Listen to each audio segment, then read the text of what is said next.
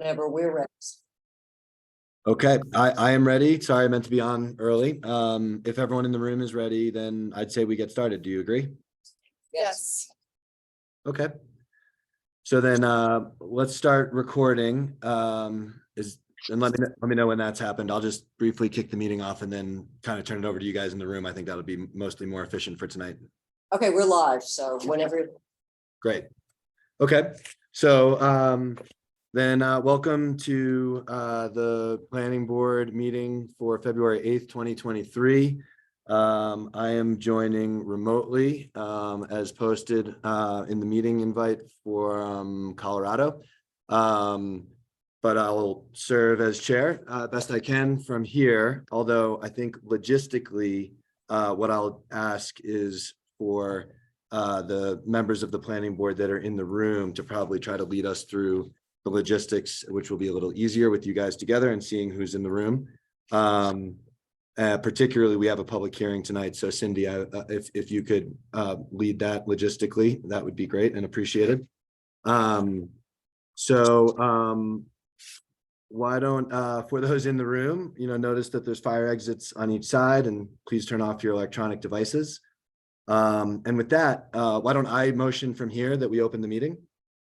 Second. Thank you. All in favor? Aye. Okay, great. So with the meeting open, I will attempt to take attendance here. Let me know if I'm missing anybody, but I do think that we have the 4 members of the planning board that we expect for tonight: Seamus, Cindy, Richard, and Mallory. Is that correct? Correct. Yes. And then Bill Binsner is traveling today, so he's excused. And then I see Mary, I believe, in the room, our attorney, and Brittany O'Neill, our land use secretary. And then on Zoom along with me is Alicia Moore from AKRF, John Kellard from Kellard Sessions, and Susan Oakley from TBLD. And does that cover everybody? Looks like it. Okay, great. First order of business for tonight is the approval of the minutes from our last meeting, which was January 25th. And it was a pretty brief meeting. One topic, which was one I was recused for. So I won't add any comments, but turn it over to the board and see if anyone had comments on those minutes. I had a few comments on the minutes. On page 2, Mr. DeMassi's the third bullet there. We'll make sure that the drip line is protected. I'm fairly sure that the comment, the report was, we'll make sure that the drip line is accurately shown on the site plan. That was that part of the conversation. Anybody else? Then Mr. Kellard, the first bullet, I think it was shallow depth of bedrock. I think the phrase is usually to bedrock. And Mr. Keller's last point, a stone construction entrance is provided off the driveway. I would just put in parentheses after that, behind the house.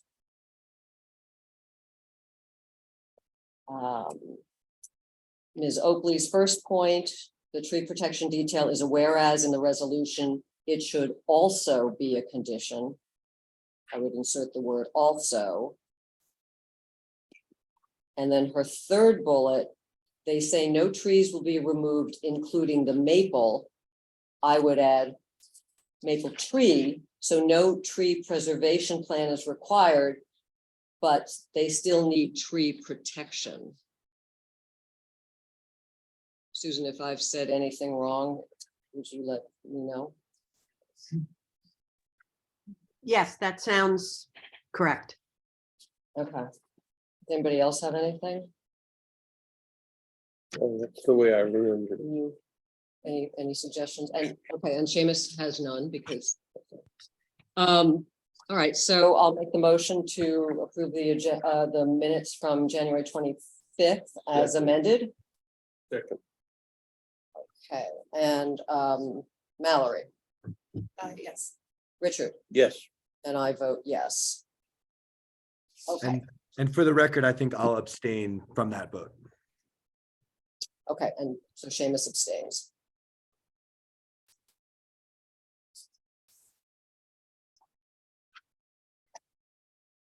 Okay. So then Yep. I think, Cindy, next, is 1310 Flagler. So, if people are there, do you want to call them up? Well, I was wondering if we should maybe hear from the consultants about, there's been work updated since the last time that they appeared. So let's hear from the applicant and anybody else of their consultants, and then we'll open the public hearing. Unless, Mary, you think we'll open the public hearing after we've heard from the consultants. Make sense? I think that's fine. Okay. That's all yours. Thank you. Good evening, members of the planning board, Kristen Motel, from the law firm Kenny and Bader, for David and Bonnie Bluestein, who are the owners of 1310 Flagler Drive. Bonnie Bluestein is here tonight, along with Robert Keller, the project architect, Louis Fusco, landscape architect, Mike Stein, Hudson Engineering, and Beth Evans, the wetlands consultant. We were last before you at your January 11th meeting, and here tonight for a public hearing on the wetlands permit application. This is a site plan and wetlands application for the proposed replacement 2-story home that'll replace the existing home. As we've gone through extensively with Harbor Coastal and this board, you'll remember that the project is removing about half of the impervious coverage on site, bringing the coverage down to 30%, which fully complies with the village requirements, as well as removal of 90% of the impervious area from the CHA. There's additional landscaping that's being installed that equates to approximately 8,700 square feet of new plantings.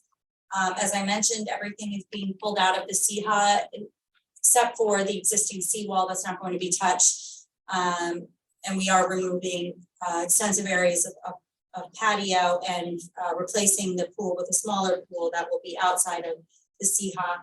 The work was approved by the DEC. So in our last submission, January 25th was the date. The DEC issued the permit, which includes the amendment to contemplate the pool.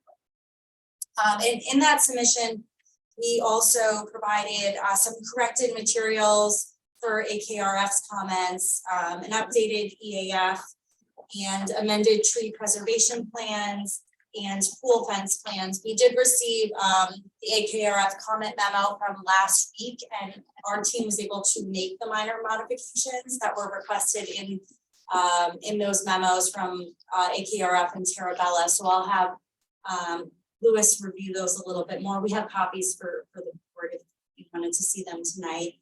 And we also submitted a narrative from our office addressing that uninhabitable floodable space underneath the home.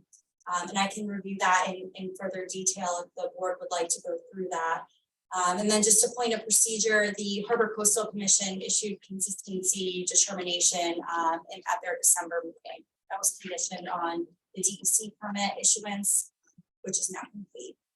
So I don't know if the board would like to have a discussion about the space below the home at this time, or if you, yes. Yes, Okay, we would, sure, certainly. we see you have it in the memo, but I think it would be, Yeah, we can summarize it here for you tonight. So as you'll recall, the property is within the B high hazard flood zone.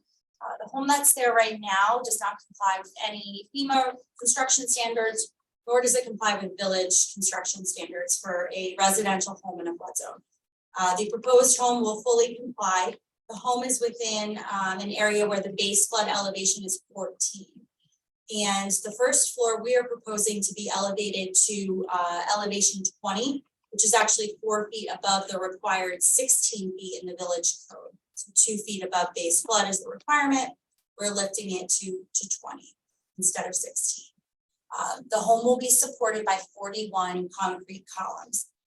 And as you can imagine, that's a lot of columns for a beautiful neighborhood. So those columns are proposed to be screened by breakaway walls that incorporate open metal lattice area and flood vents for every 200 square feet, which is required. So a total of 9 smart vents are built into the breakaway walls. That space equates to 8 feet of total space. That must be floodable and uninhabitable per FEMA and per the village. And what that means is that it cannot be heated. It can't be occupied for residential use. The breakaway walls are not just intended to break away with storm conditions and water, they can break away with wind. That's a requirement as well. So the space will be solely used for storage. The portions that are enclosed are around the columns, to screen the columns, similar to space under a deck or a porch at your home. As I mentioned, not heated, not cooled, completely floodable, will collapse under wind loads. John Kellard at the January 11th meeting from Kellard Sessions and AKRF both noted that complied with the construction standards. The HVAC equipment that we're proposing is also going to be elevated 2 feet above the base flood elevation on a platform to elevation 16. So that area underneath the 2-story home, in fact, if we used it for anything other than storage, would constitute a violation of not just the village flood code, but also FEMA's requirements. And we did cite the 2020 New York residential building code in our submission that defines lowest floor, since the village zoning code doesn't directly address this issue. And that definition of lowest floor excludes unfinished flood space specifically in New York. So, we submitted zoning compliance determinations from the building department that have determined that the home is compliant with the height requirement and stories. And we would submit that it's consistent, that interpretation is consistent with the New York State residential building code, which would not constitute this area as a story.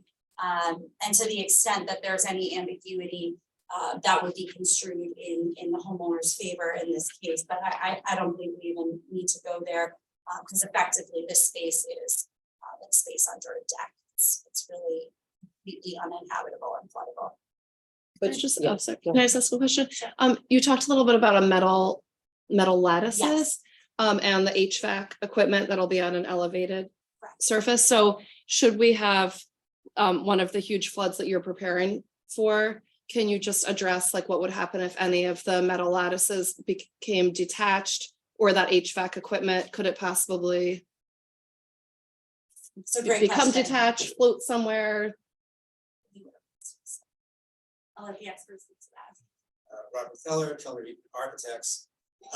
The equipment will be on a metal platform that is tied to piers below that are supporting it. It's above the base flood elevation. So the intention of the equipment is that it will never, flood away, Okay. and it will be fastened to the metal platform. Mhm. So I don't think that equipment has a chance to really Right. move. The gates are designed to basically allow the water to flow through them as they're open grid metal gates. So, and if they do come away, I mean, just like the concrete floor of that lower level will be made out of 4 foot by 4 foot pieces, which can also lift and float away. Okay. The intention is that those items are not going to damage somebody else's property or hurt somebody.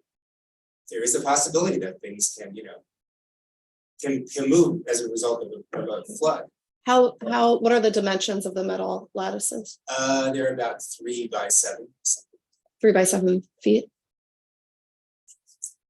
And they'll stay intact. They don't break down further. So if they come loose from where they're affixed, they're gonna, that 3 by 7 structure, even though it's open, Right, I mean, will they're stay together basically as 3 by 2.5 7. inches thick. Don't know that they would come loose. They probably would swing open. Would they come loose? That's a possibility, but they're designed to be able to let the water flow through. That's the intention. Almost like a giant floodgate. And are they attached to the concrete columns? No, they'll be attached to the breakaway wall. So I mean, the walls could break away. The breakaway walls would be bigger than the 3 by 7 panels, but they Okay. break away and float away. Is this basically the state of the art at this point? We can't do any better than this now, because I think we're all very conscious of climate change, and 20 or 30, it's fine for our lifetimes, but at some point later, it may not be. And so to avoid damage to neighbors' property. That's the intention of all these items, the concrete slab at grade, breakaway walls, the flood vents, the Yeah. gates with spaces, I mean, they're all related to making that happen. Yeah, I would add to that, the applicant does have an eye for the future, and so instead of just lifting it 2 feet above base flood, it's lifted.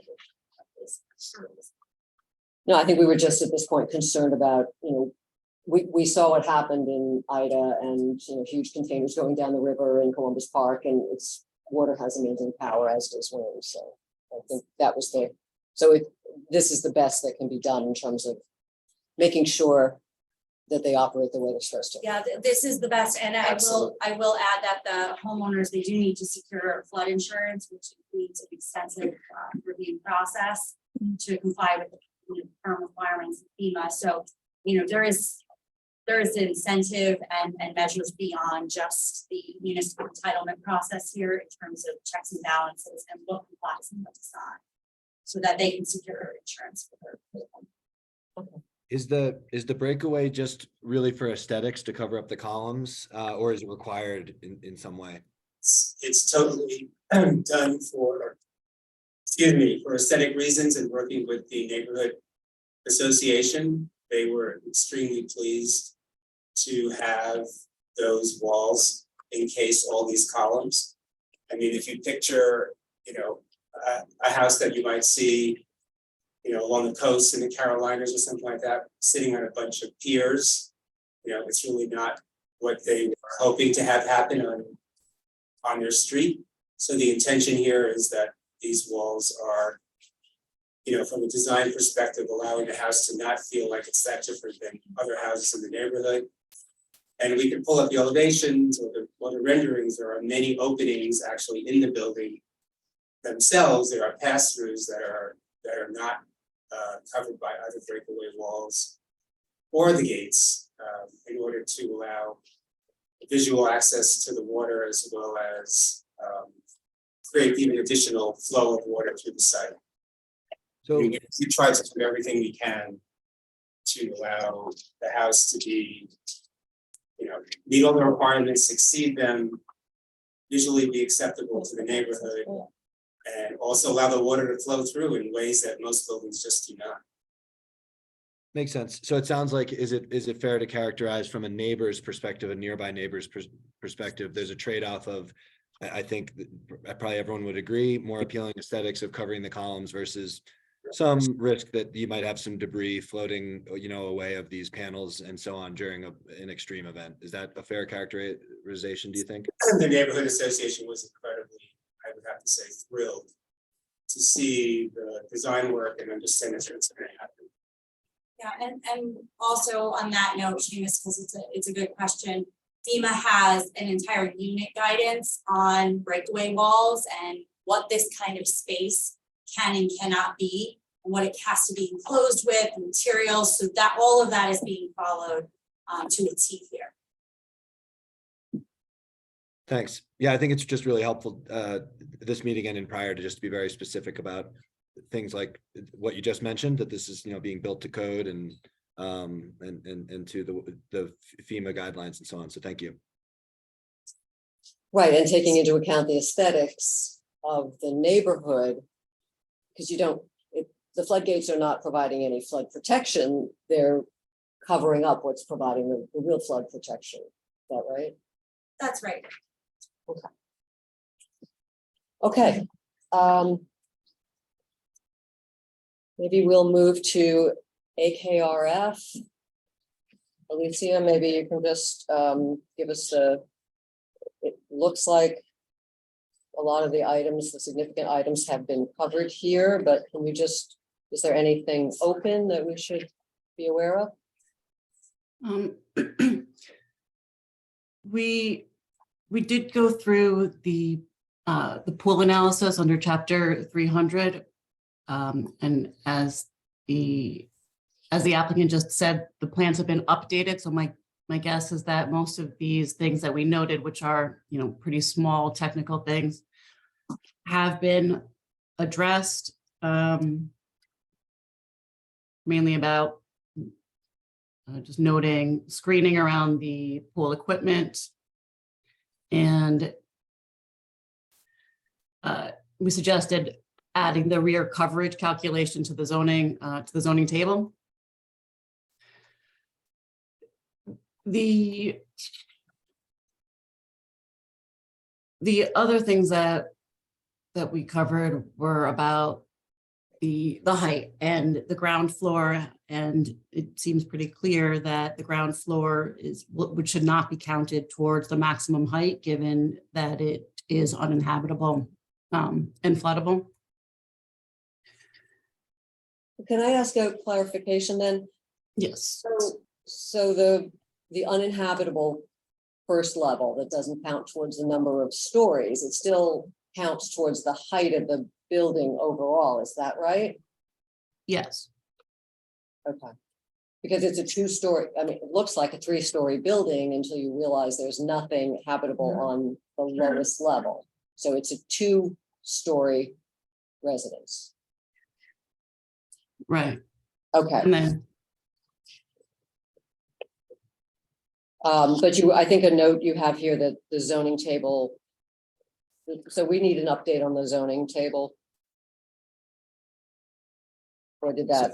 no, the zoning table has been updated. One of our earlier comments was about completing the proposed column on the table, but that has been completed. Okay. So is there anything really outstanding in your memo, except just minor things? The two items that I saw, so maybe I'll just ask about, Alicia, is one is is there pool equipment that's outside the setbacks currently? Pool equipment meets the setback requirements, and in response, I have a revised set of drawings here as well. We did include a detailed pool construction drawings that we normally would be putting in for permitting, and that because there was a question about the depth of the pool and the pool fencing. Pool fencing, a separate pool fencing plan has now been submitted also. I have a copy of all of that. Have our consultants seen that yet? The consultants have not, well, the pool fencing, you saw, I believe, on this submission that you received the other day. The only thing new has been, which was basically with regard to the landscaping of Louis Fusco landscape architect right now. But I just wanted to comment that the pool issues regarding the screening of the pool equipment have been indicated now. It always has been screened by planting, but we called it out on the plan, so that you're aware that it meets the setbacks as well as it's now screened by plan. And for clarity, was it always meeting the setbacks, or you moved it and now it will meet the setbacks? It was always meeting the setbacks. Okay, so Alicia, I think there are some minor cleanup things in your, oh, I'm sorry, Seamus, did you have one more? I did have one more, just to finish that one, though. I think, Alicia, I mean, the comment as I read it is that the pool equipment's located outside of the setbacks, so perhaps it's letter H.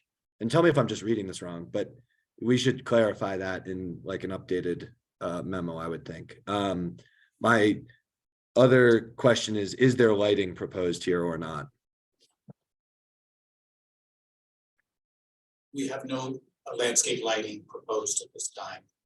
In the event any is done, it would all be night sky friendly and have just more for safety purposes. Those are the conversations we have to refine. Thanks.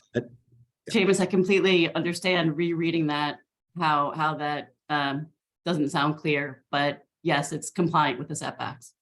Okay. Yeah, I guess I would have thought inside is like where you, but anyway, now that's fine. And then Cindy, that's all I had. So thank you. Okay. Anybody else on the board have a question? So Alicia, we're in good shape with your memo. Okay, so let's move on to John. Do you want to do the engineering? Sure. There were no recent updates to the site plan or stormwater plans or reports in the last submission. In our previous submission, we stated that the applicant had addressed all our comments. I did, however, in this updated memo, I did, however, provide some additional detail. At the last meeting, the board asked me to provide additional detail instead of just making the statement that comment was addressed. So I went back into a few of those comments and just provided that detail for you. I But there were did. no, I'm sorry, but there were no changes to the plans or stormwater plans. So everything's been addressed. We have no outstanding items. Okay. Any questions from the board? I had just one, and I don't know if it's a typo, but I would like to maybe understand it. John, at the end where you note like what you reviewed, there's a kind of unusual language about, I think it's the Hudson Engineering, I'll go find that, where it says plans and report not submitted. Was that not updated, or should I understand that? It's kind of a strange note to me. Yeah, I guess what Danielle was saying was that we didn't receive updated plans from Hudson at this most recent review. Yeah, Because perhaps they weren't necessary? they weren't necessary. There were no changes. Is there a reference preserved in your memo just to what the plans that you did? The final, yeah, You- we yeah. should, I'll talk to her about always keeping the most recent plan dates in the memo. It's a good point. Okay, yeah, thanks. That would be helpful. And then I think we might even want to just clarify that for the record on this one. I will. Yeah, okay, thanks. Okay, so let's move on to Susan Oakley, Terabella. Your memo was updated, I guess, February 1st.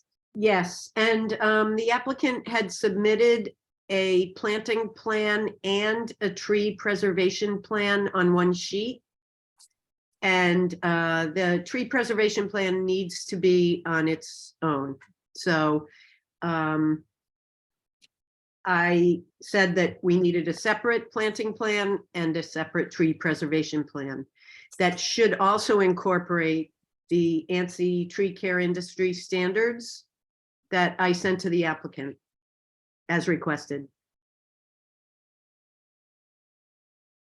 And also those tree care standards need to be on the construction documents, because that is when the actual work will be performed. And those trees will be protected at that time. And if the tree roots need to be severed, then it's recommended that they follow those industry standards for severing the tree roots. Okay, yes, we did receive that memo, and I created a separate tree preservation plan for the last submission.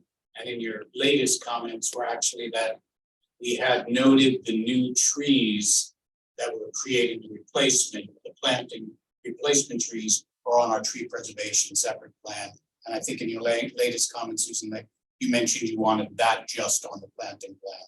So we've edited that now. So now the tree preservation plan is strictly indicates the quantity of trees that we need to replace, and the exhibit, we're taking 6 trees out, we're replacing with 21 new trees, 24 additional evergreens. But those trees are actually indicated on the planting plan, not on the tree preservation plan. But the tree preservation plan now has all of the notes that you're requiring also for the tree protection. So I think it is all in line at this point with what you're requesting. Great. I look forward to seeing them. Thanks. Okay, any questions from the board for Susan? All right, then I think it's probably time to open the public hearing. So I will make a motion to open the public hearing on the application for 1310 Flagler Drive. Second. Mallory seconds. Seamus, I vote yes. Richard, Yes. Mallory, Yes. and I vote yes. So the public hearing is now open. Anybody who has anything they want to say to the board, please come speak into the microphone. So you're heard on LMC TV. And we'll be happy to hear what you have to say.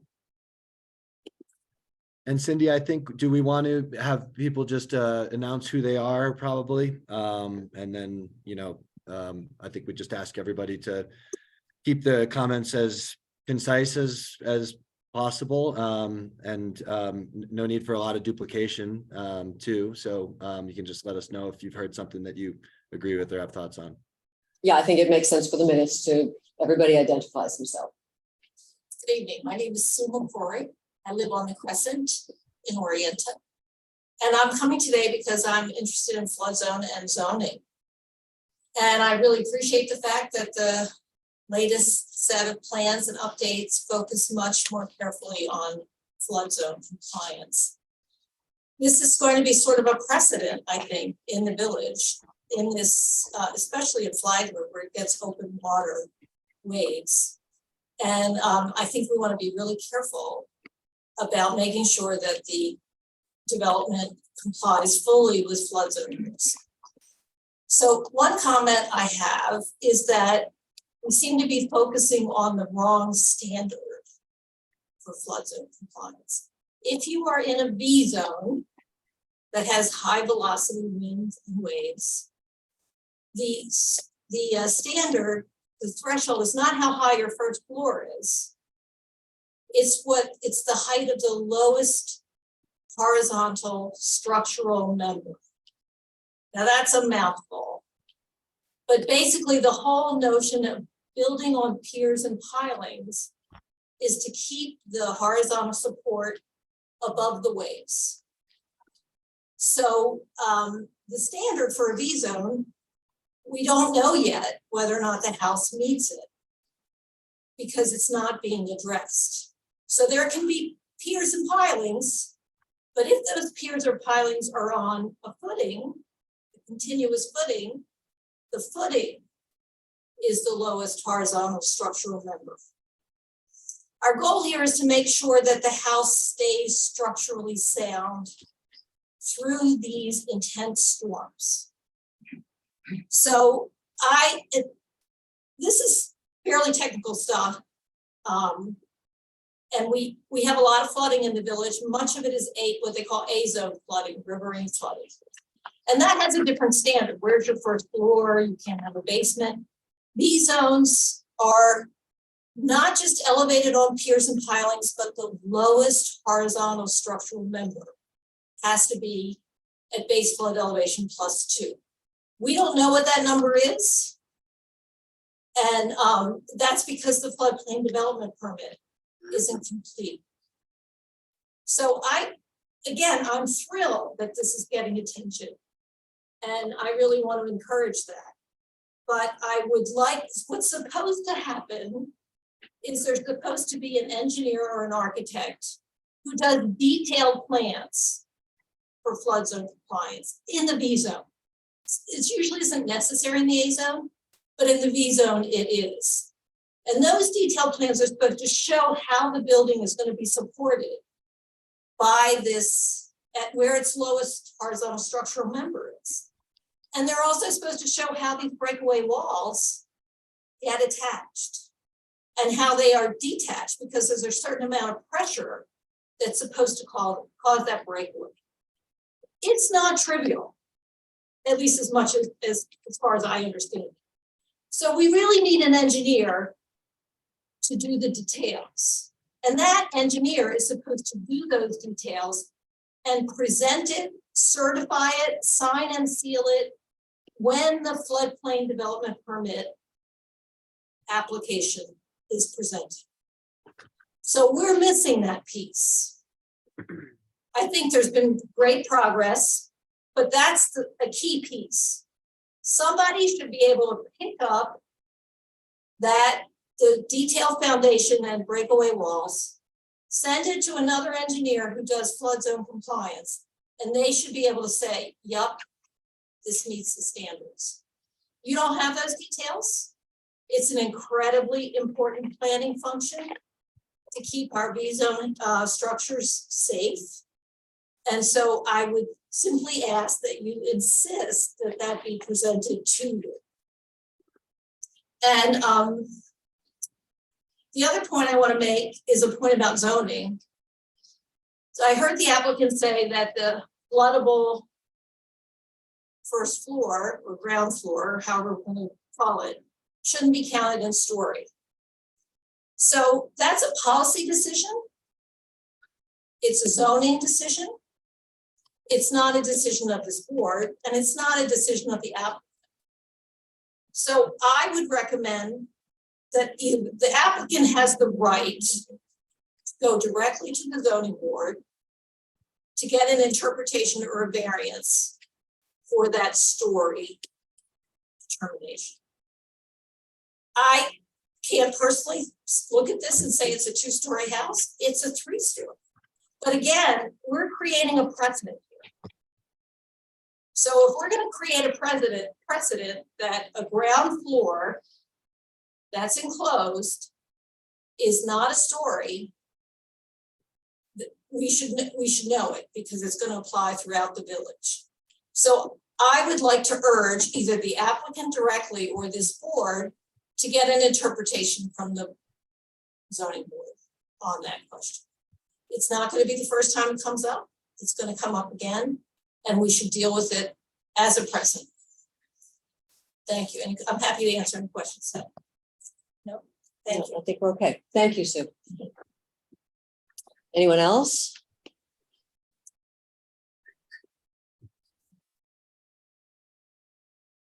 All right, so would the applicant like to address Ms. McCrory's comments? Cindy, do we do that inside the public hearing? I guess it's just open at this point, just a procedural question. I sort of don't want to close it yet in Yeah, case this brings up another question. I don't know if there, Right. who else is here for it, but She can speak. Sure. yeah, Great. Thank you. And just as to the zoning note, I would just reiterate that we do have a determination from the building department on this. This was looked at, so there's really no need for an interpretation. The decision has been made. And so that's just a closed issue at this time. In terms of the flood zone compliance, again, on a procedural note, all floodplain development permit applications are extensively reviewed by the village engineer once the site plan approval is issued by this board. So that's at the building permit, actually before the building permit, the flood development permit phase of the project. So once we have the wetlands and the site plan secured, that's the next review that the applicant will undertake. Again, that's extensive review of all the materials and exactly all of the things that were just commented on. So that process procedurally in the village will happen after this. Certainly we will not get a flood development permit if we're not compliant with those standards, and no building permit would be issued. And then in terms of the pilings, I don't know, Robert, if you want to comment that they're not on slab. They're being tied to. you'll have to speak into the microphone for LMC. Thank you. They're being tied to pilings that will go down into the ground. So you're saying, so you have the pilings, Yeah, there is a structural engineer who specializes in, D zone and A zone projects. They're working on those drawings and we intend to submit them once we're able to submit to the building inspector and hand in all of our plans, and they will show all of that work.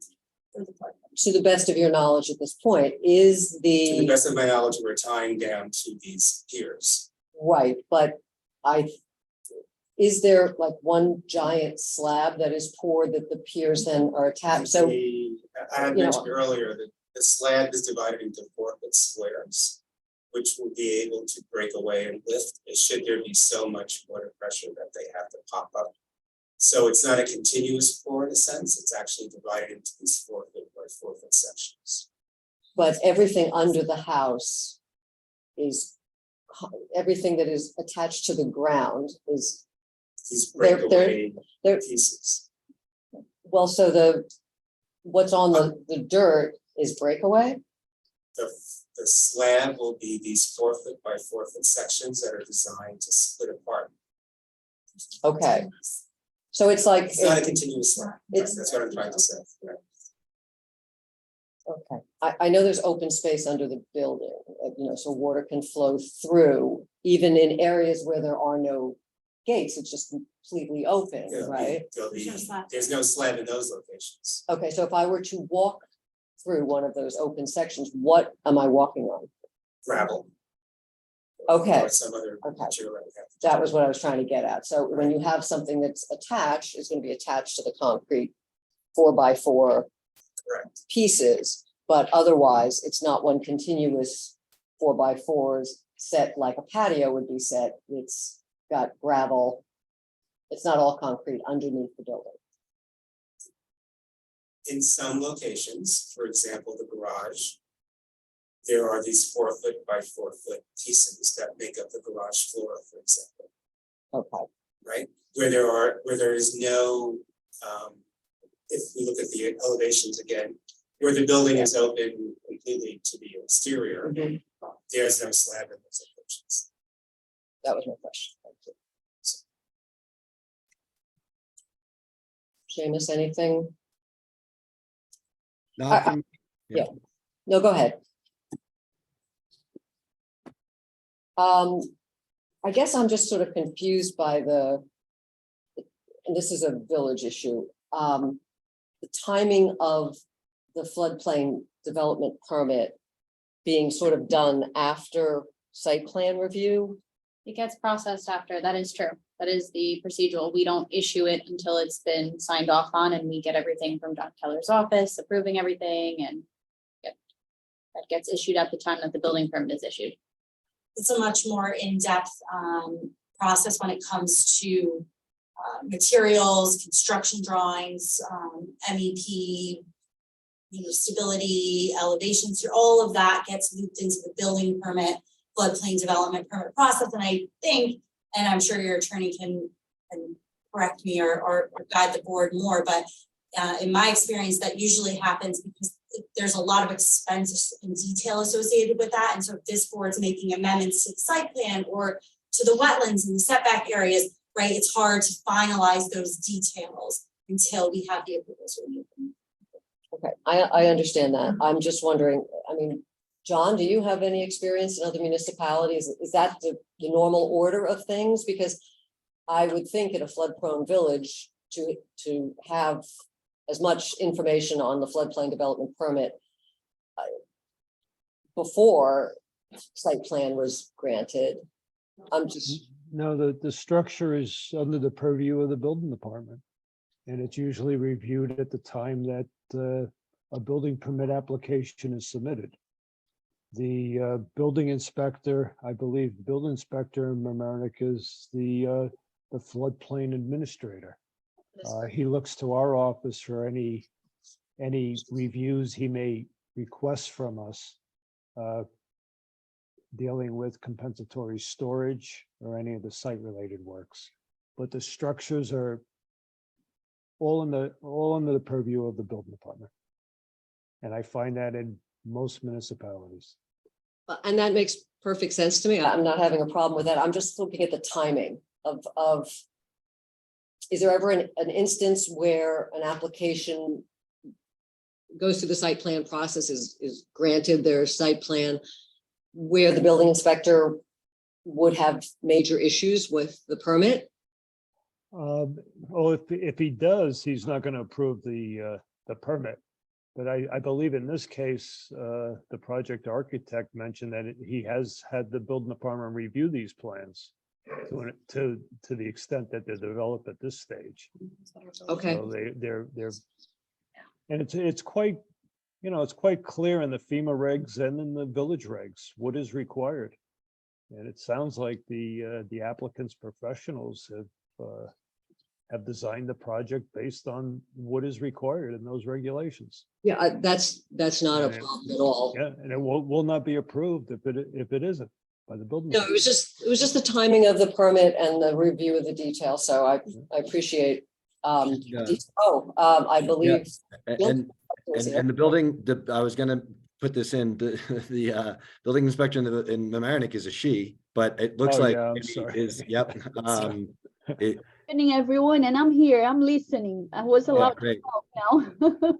Great. So you heard that the questions were really around the timing of the granting of the floodplain development permit, or really fleshing out the details that go on that permit. All That- right, and let me step back for a moment, please. I understand that John Keller mentioned that I am the floodplain administrator. That is not correct. The code says that we have to assign a floodplain administrator. When I say the code, I'm referring to the Village of Mamaroneck, our code of ordinances. And it says it is our village engineer and he's getting certified for that. So right now, that's why we're sending all of the floodplain requirements to our consultant who's here right now, John Keller. So I am not the floodplain administrator. Just to clarify that for the record, okay? Okay, but prior to your, Two You're building coming- inspectors prior, we had one administrator who was certified to be that Dan Gray. And he was the Frank point was person. the administrator, as I understood, Ah, previous, okay. because there was no village engineer. Oh, I see, I And- see. Thank you, Yeah, George. and Frank administered it, and he consulted with us when he needed to. Got it. Okay. Okay, so we're waiting for our new village engineer to be trained in this matter. Is that what's happening? Correct. And in the meantime, Keller's office is taking care of reviewing applications connected to floodplain administration. Okay, And is that including the structures? All the calculations that we receive, so it's usually a set of drawings and calculations specifically for stormwater management. So that Right. apparently we don't have the ability to review or approve unless Right. we are the point person for floodplain review. The compensatory storage? That's part of the stormwater management. Yes, okay. And that's part of what was submitted to our office on this application from That's Hudson correct. Engineering. Exactly. And we've made reviews on that and included a compensatory storage analysis Perfect. whereby the applicant has his professionals have shown that there is not a decrease in the floodplain volume upon building this project. All righty. And am I right to understand though that there's many issues, but that's not necessarily the one that we were originally talking about, which was a structural engineering Structural, question? Yeah, that is not with our office. The structure is, it's always been in Frank's purview in the building department. I don't know what's gonna go forward now at this point. I guess someone needs to make a decision about that. So maybe somebody can bring it to the attention of maybe the village manager. I don't know who's in charge of that, but otherwise we're leaving applicants. Yeah. hanging. Well, I mean, just to have a little bit of a discussion here. So it sounds like it's really potentially not in our purview. I mean, we have sites and wetlands and Cindy, you've been focusing, I think, and it's the right thing to do on the timing of when it takes the next step to that engineering. I think it's outside of our purview. It sounds like perhaps, a letter to the village manager or somebody, or just a follow-up discussion might make sense to make sure that the village itself is clear on who's going to do the structural analysis that's very important on this building, should it get to building permit stage. Yeah, Seamus, you want to draft that memo? Yeah, I was thinking that, at least, I mean, a learning, right, out of this meeting and a letter perhaps, to just let people know that this application and probably others are coming, and perhaps in the interim, when our village engineer isn't trained, we should be clear on who's gonna do that important work. Well, so do we need to authorize you to write that on behalf of the board, or Mary, can he just write that email? Do we need to? You can vote? just send an email. Yeah, so Okay. I think we're on board with that. Great. Yeah. Okay, great. Anything else from, I just have a point of clarification. if I may. well, wait a second. So you're all set with what, I think we're set with questions for you for the time being. Is there anybody else who hasn't spoken on this application who'd like to be heard? All right, I'll just hand this in. I wasn't trying to say that the floodplain development permit had to be granted. The code requires that this engineering certification happen with the application of the floodplain development permit. That's the piece that's missing. And it shouldn't so much be us, it's supposed to be the applicant getting this certification and giving it to you as the planning board with the floodplain development permit and saying, we've got an engineer or an architect who signed and sealed these plans. We're telling you it meets flood zone compliance. So I'm sorry that there was that confusion. I'm not talking about the ultimate floodplain permit.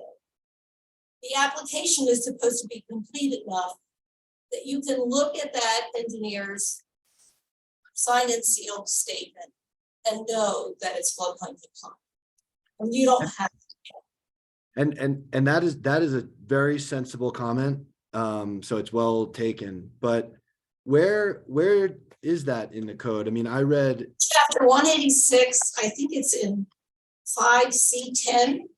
I just copied the page. I don't have the whole chapter, but I'm happy to hand it in.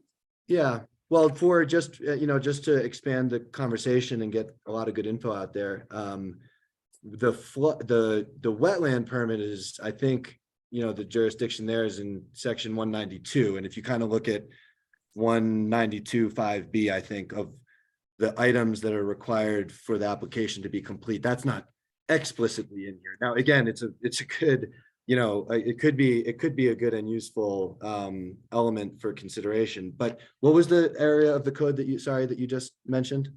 It's the floodplain, it's 186, chapter 186, flood prevention, flood damage prevention. I forget exactly what it's called. Okay, thanks. And I'm happy to hand this in if that would be helpful.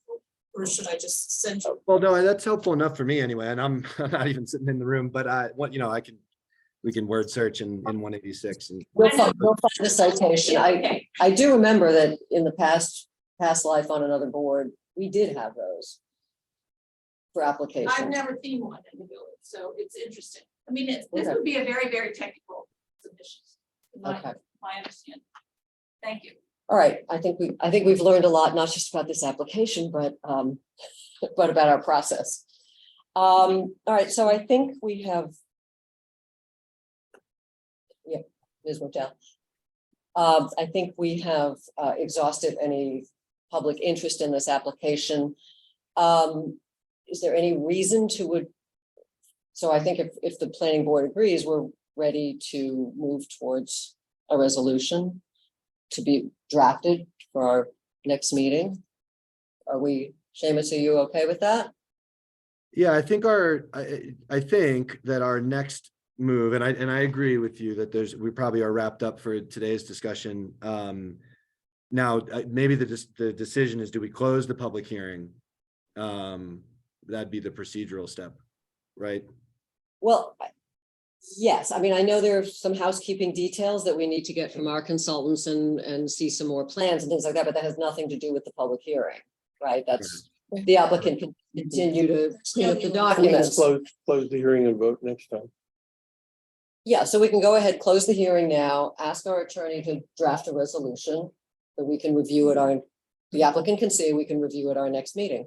If that is acceptable. That's acceptable. In the alternative, you could leave the public comment period open for 5 days if people would like to submit anything in writing. So it's up to you. I don't think there's any reason to do that. Seamus, I'll defer to you. Public comment. With it being suggested, I don't see any harm. Sorry, Richard, were you going to say something? I was just going to say that public comments should be heard in the public hearing. I would agree in the sense that we would like the opportunity to be able to address them, right? So leaving a written comment period open puts the applicant in a difficult position to respond to those materials. And there doesn't seem to be any new information that's requested. Most of the cleanup materials from Terabella and AKRF have already been amended. Those plans are final, so we're not submitting any new details. Yeah, our consultants just need time to look at it. And Yes. so, I mean, I'm thinking we should just close the public hearing, but I don't know, Mallory, what do you? I think we should close the public hearing. I mean, everyone's had notice to come and speak and. Yeah, so I'll move to close. I'll second. All right, Mallory, Yes. to close the public hearing. Yes. Seamus, Yep, I vote yes. Richard, Yes. and I vote yes. So we have now closed the public hearing on the application for 1310 Flagler Drive. And then the only thing that I had in mind, the last thing on this application, and it'll be applicable for our work generally going forward, but is I agree. I think what we would do is we'd request for a resolution to be drafted that we could review at a next meeting or subsequent meeting.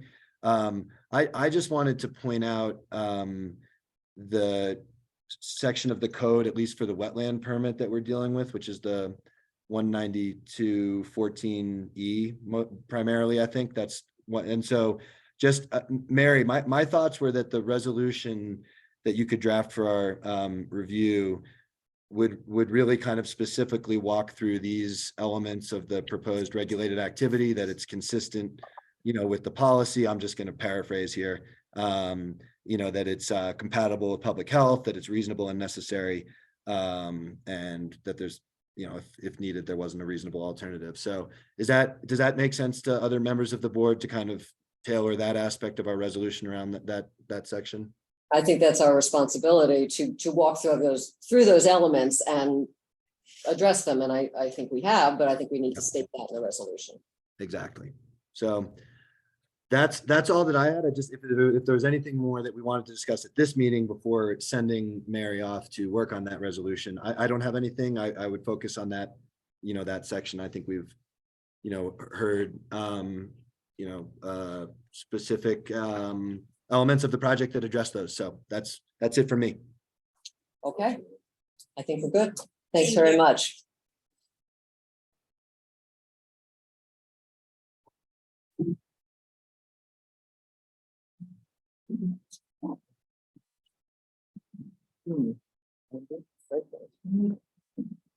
Okay.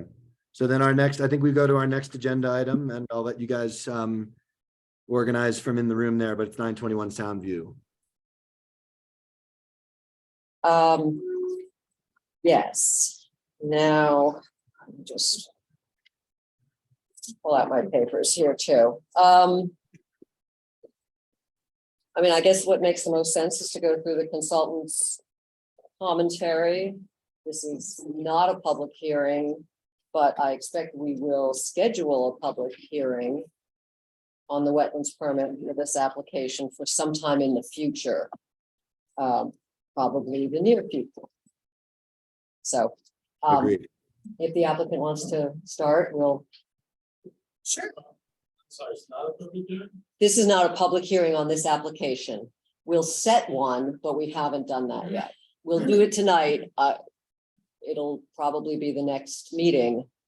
So we're not taking 2 weeks comments. from now. I think it'll likely be 2 meetings. Brittany, right? It'll be probably 2 meetings away if we were to vote to set it tonight. Yep.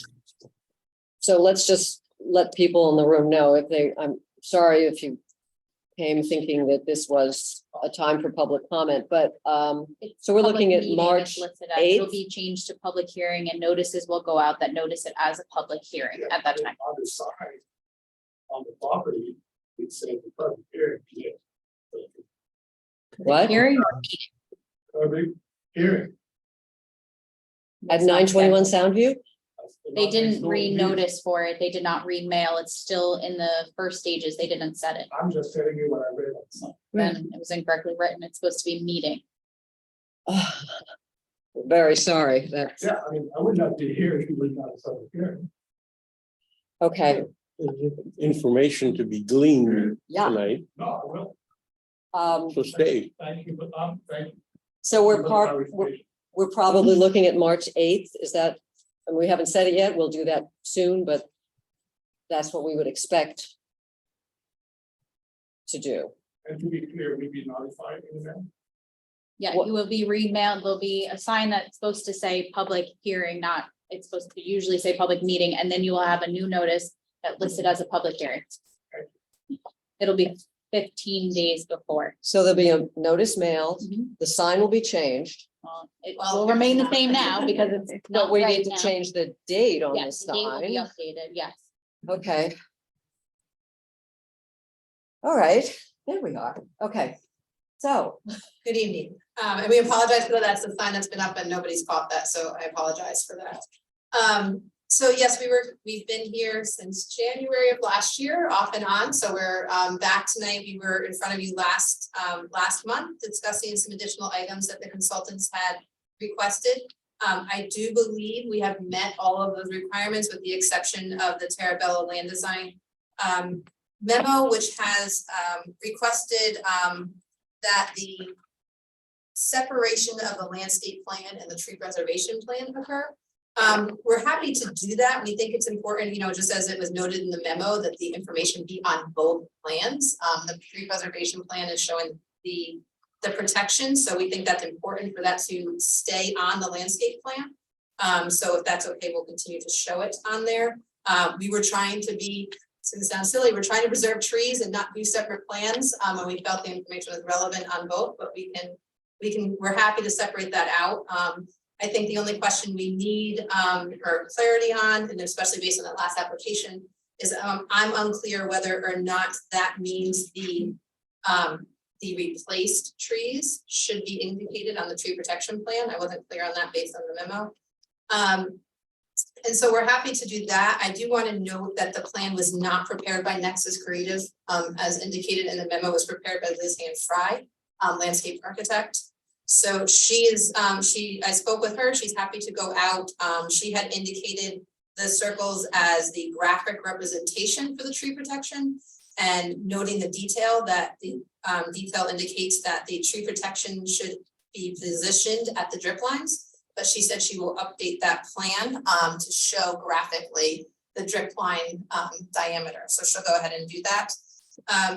The other item of clarity for that is we had indicated in the submission on her plan, the 4 trees that were closest to the development area, all of those were approximately 50 feet away from any of the actual disturbance of the construction. So just looking for clarification on whether the trees beyond those that are actually located closer to the wetlands, if those also should receive tree protection, just given that they're outside of the area. And again, we as a whole application between civil and architectural and landscape, we've done our best to try to stay away from those wetland areas the best that we can, and the flood zone areas. So I just am looking for clarification whether or not we should be traveling downhill to those and doing tree protection on those as well. Okay, let's start with Susan on Terabella then, because that seems to be a confusing part for all of us.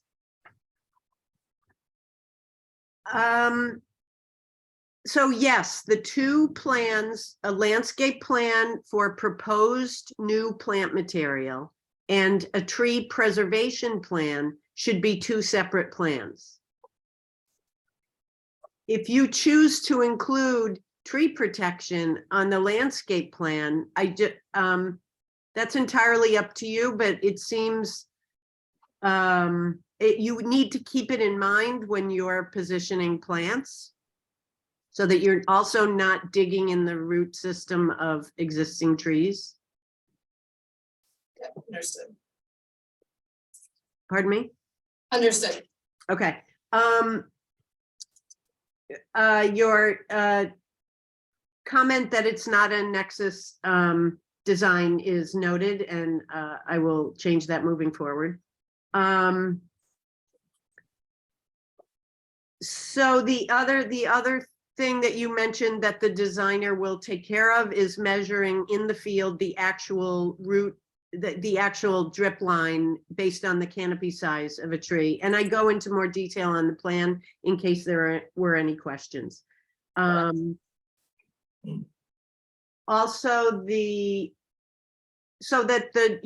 made a comment that the trees that are the replacement trees should be noted on a chart based on the numbers on the tree preservation plan. Okay. They don't have to be in position where they're going. All this represents is that based on the number and the size of the takedowns, the removals, that's what determines how many trees and what size will be planted. Okay. So that calculation should be part of the tree preservation plan, but the genus and species and location isn't important for the tree preservation plan. That should be on the planting plan. Okay, great. Also, the tree protection should also be on the documents that I mentioned, because tree protection is most effective when it's done when it's in place before any construction begins. So it's just as important to be on the site layout plan, the grading and utilities plan, and the erosion and sediment control plan. It does not need to be on the lighting plan, which it was when I reviewed the plans. Okay. Okay, and finally, based on Beth Evans' report of the wetland delineation, there are large areas of rock outcrops and bedrock. So that we've had applicants before us where this was an issue, and you just need to make sure on the landscape plan that the areas that the trees are to be planted are substantial. The holes that are dug are substantial enough in that area to be able to ensure survival of the new tree that's being planted. Agree, yes, she did, when she worked on the plan, she did indicate to us that she had kept the trees, for instance, a large majority of the trees are located on the north edge where there's the existing tree line, so she said she does feel that there's sufficient soil in that area to maintain the planting of the newer trees. Okay, and one other concern was because your north and south lines of disturbance are right on the property lines, that the trees on adjoining properties also need tree protection if their drip line falls within the limits of disturbance. Okay, so a question on that. So obviously we can't gain access to are we able to take that information from aerials for now, since we're not permitted on neighboring properties? Since it's all based on the canopy size, it needs to be as best as you can, from the field, from the ground. Okay, so maybe we should reach out to the neighbors and request access to their properties. Well, Susan, correct me if I'm wrong, but I think we're talking about drip lines. Yes. Okay, well, you can see where branches are and So it's just on our property, any drip lines that are over our property. Exactly. And there are multiple trees that fall in that category where the trunks are located on adjoining properties. Right, okay.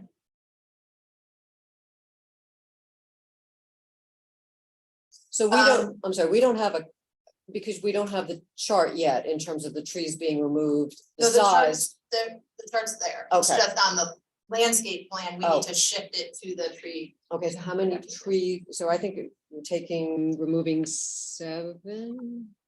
When the landscape architect made the site visit, a number of the trees on the north side were not in great condition either, so we're actually removing the ones on the north side and replacing those with new trees.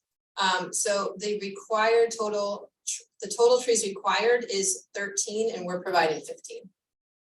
Of the required sizes based on what's Correct. coming down. Correct. Okay. Okay, I'm sorry. I Just- had more questions, so. My only other question was, I wasn't clear, so are we providing tree protection for those that are down in the closer to the? Tree protection is required for any trees whose canopies fall within the limits of disturbance. Okay, For the trees outside of the limits of disturbance, no tree protection is okay, necessary. should clarify too, Alan and I can clarify the area of disturbance, because the area of the red line indicated on the drawings currently is the construction fence. So the disturbance will not be located that far back, so we'll update that on the drawing as well, the level of disturbance compared to the tree to the Okay. construction line.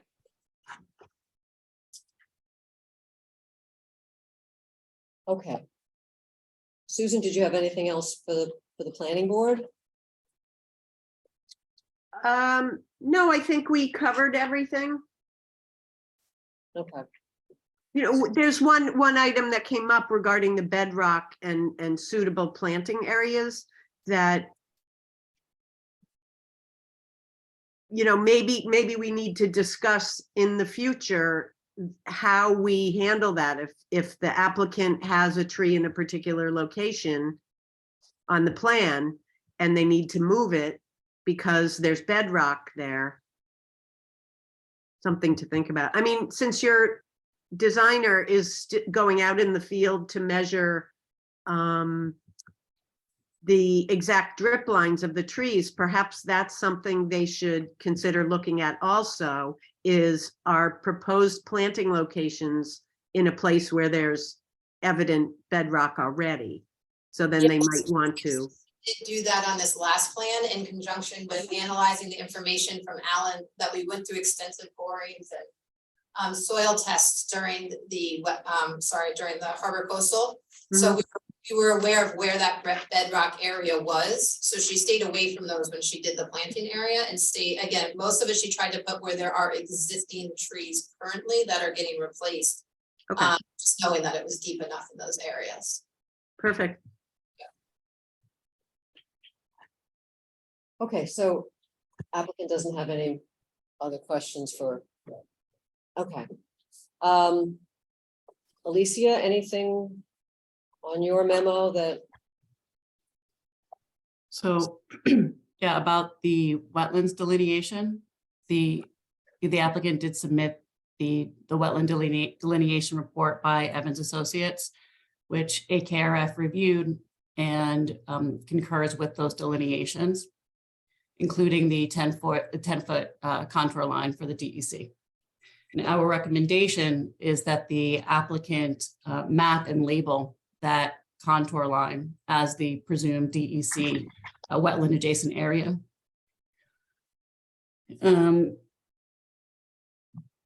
Noting also that the planning board can still set the public hearing and review the local wetland permit while that jurisdictional determination is pending. Also, both the architectural plans and the engineering plans include a zoning table, and the heights provided in those tables should be addressed. In the engineering plan, it shows the proposed height as under 25 feet. And that should be updated because it appears that the height is actually above 25 feet. Similarly, in the architectural plans, the zoning table has the height as 35 plus or minus, and we're recommending that that be a little more accurate, and also that they match whatever that figure is exactly. So it doesn't matter what the figure is as long as it's the right figure, because either figure is compliant. Right, yes. Yeah, as long as it's 35 feet or below. Okay, so And 35 is it. That eliminates the plus or minus. Yeah, I'm there's not plus sure or minus here. Also, for clarification, and I know some of you are familiar with the application from last year, January, and there's others who are not. When we came in from the board last January, we did emphasize that there is no current architectural design of the building currently, given the fact that they are not sure who the end user is at this point.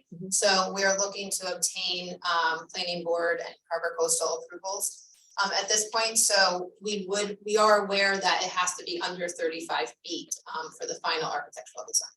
So we will update that and make a note of that on the drawing. While you're there, can I ask a question about the pool? Sure.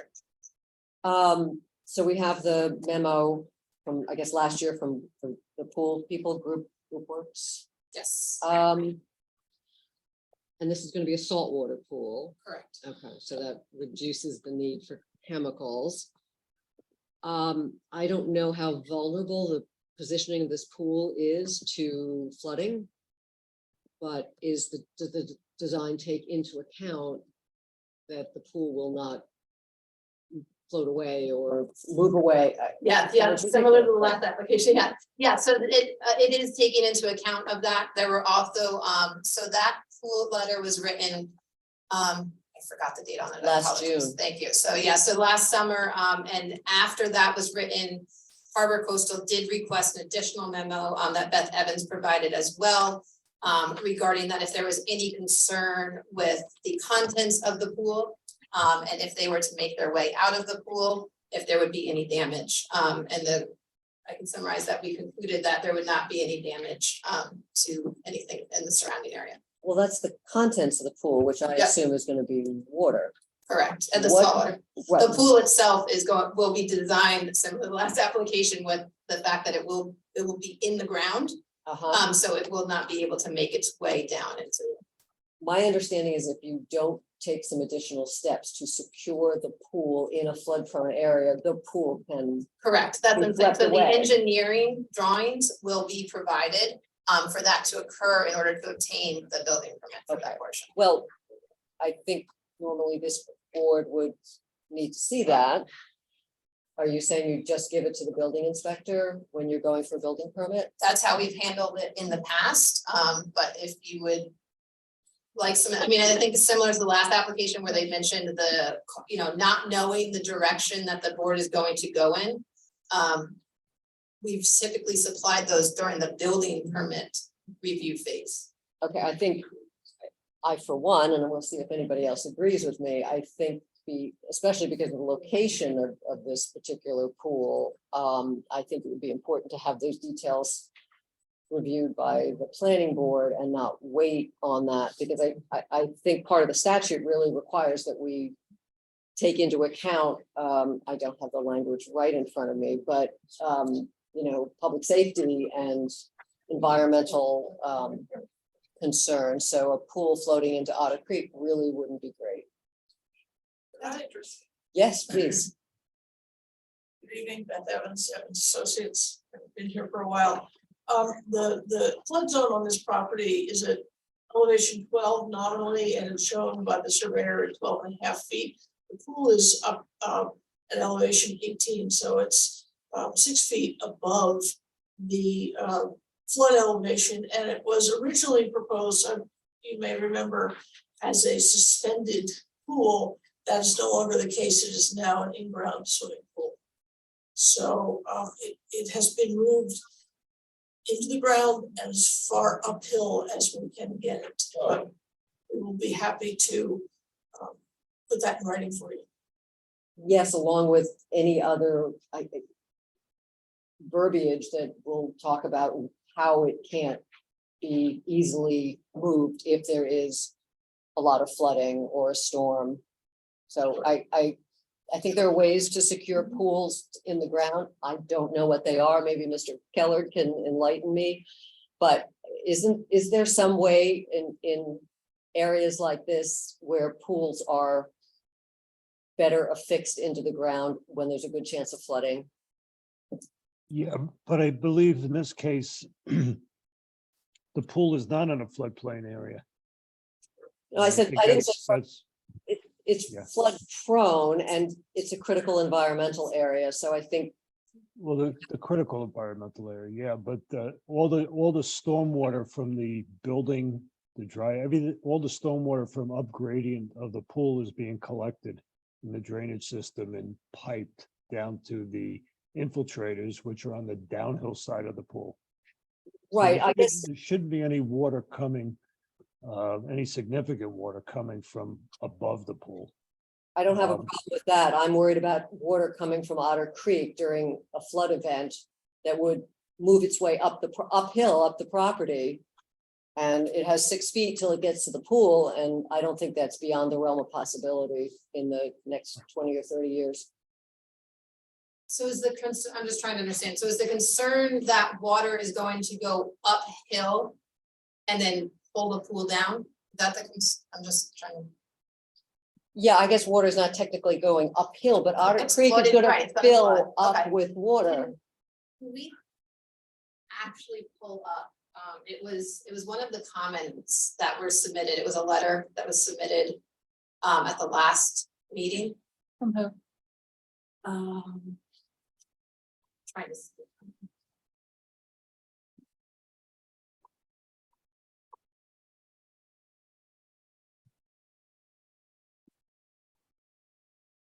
Whoever wrote the memo is Wayne Neiman also. So. No, it's one of the neighbors. There was a comment letter that was submitted by a neighbor. Recently? We were here 4 weeks ago. Was at that January meeting. There's one from the president of the Shore Acres Point Association talking about the pool and part of the building in the wetlands buffer, but Yeah, I'm looking for there was one that had photos, actually. oh, It's not that one, it's the letter before it, I believe.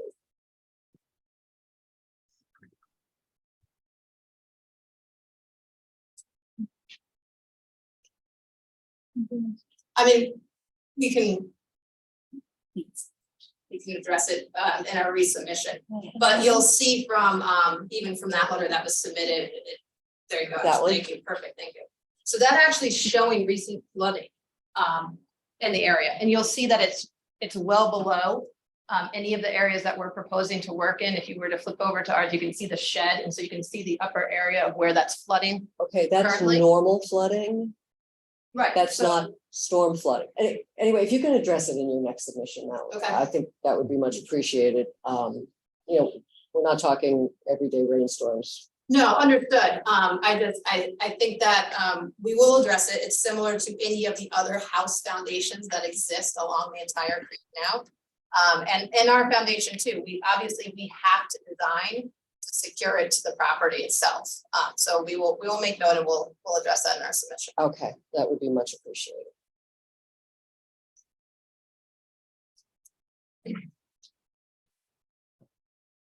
I'm sorry, Ms. Evans, if I.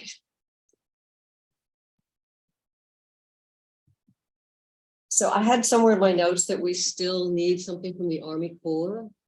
I believe you had requested that I get a jurisdictional determination from DEC.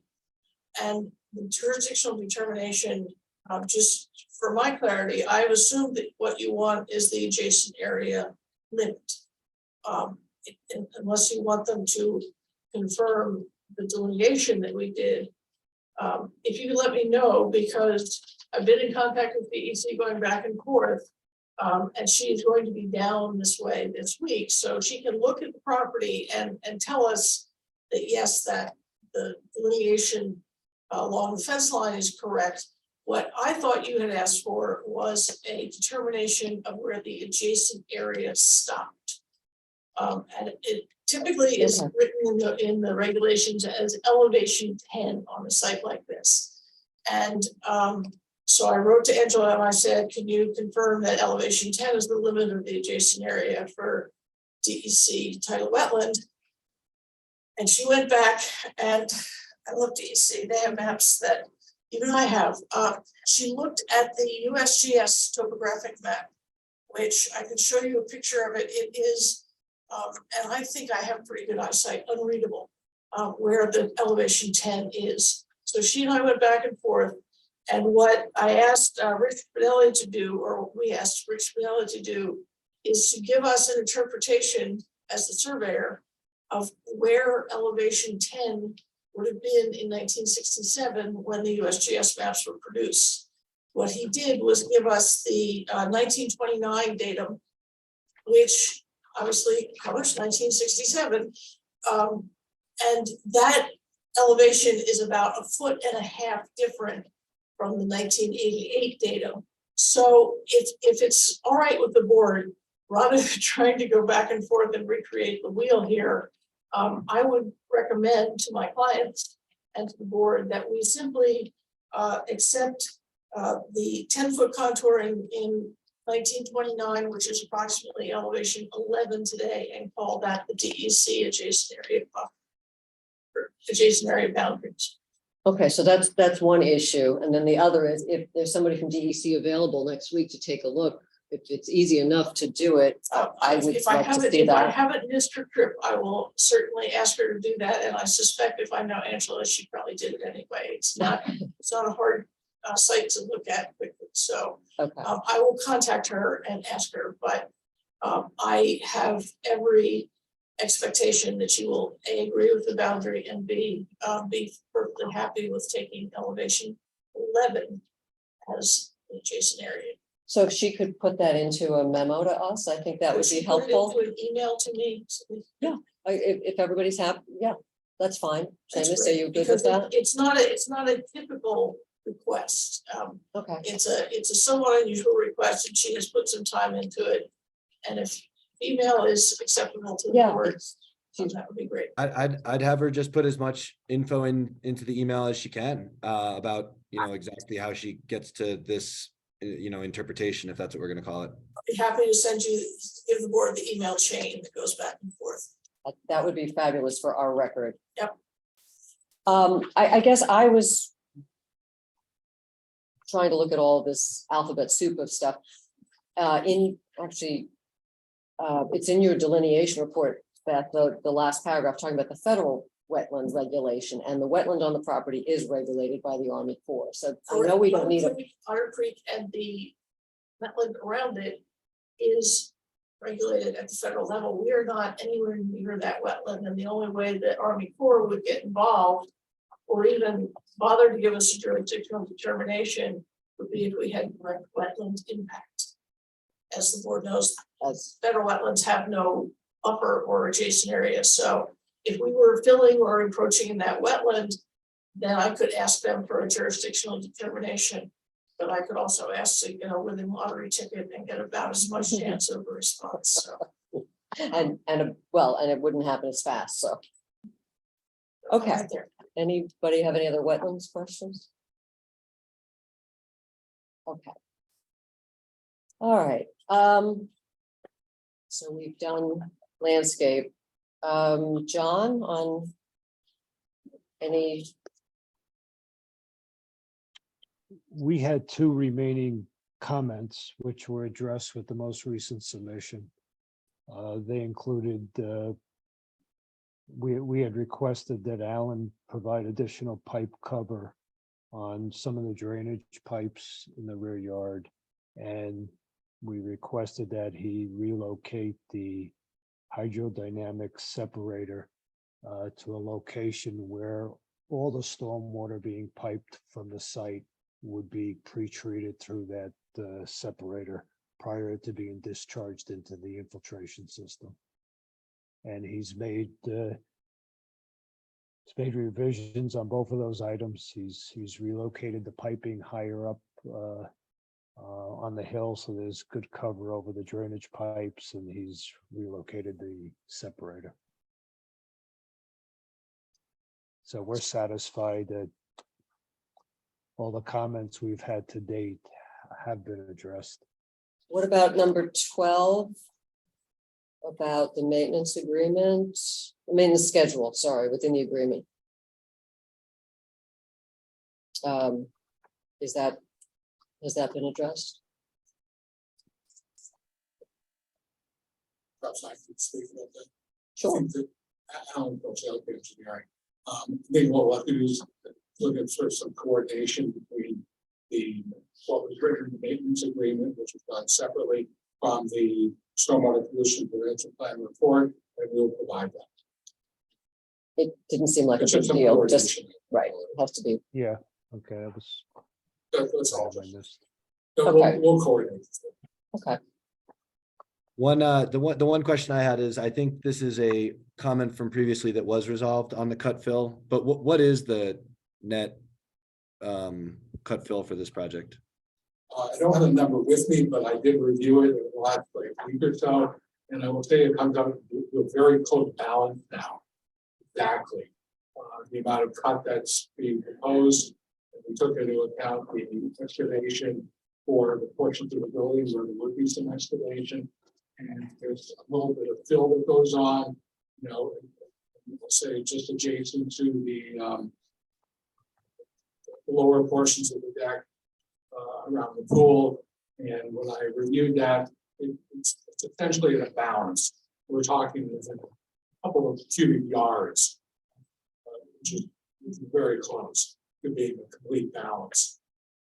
So that's really the number that I've calculated, but we'll provide that number for future meeting. I think for in a subsequent submission, maybe like a cut fill page would be helpful. Sure. Thank you.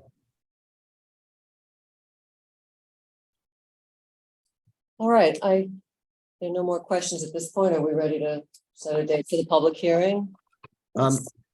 Cindy, I have three quick things on this application just before we do that. So two are for the applicant, so maybe I'll start with those. So number one, I think it might be helpful for planning board members to visit this site.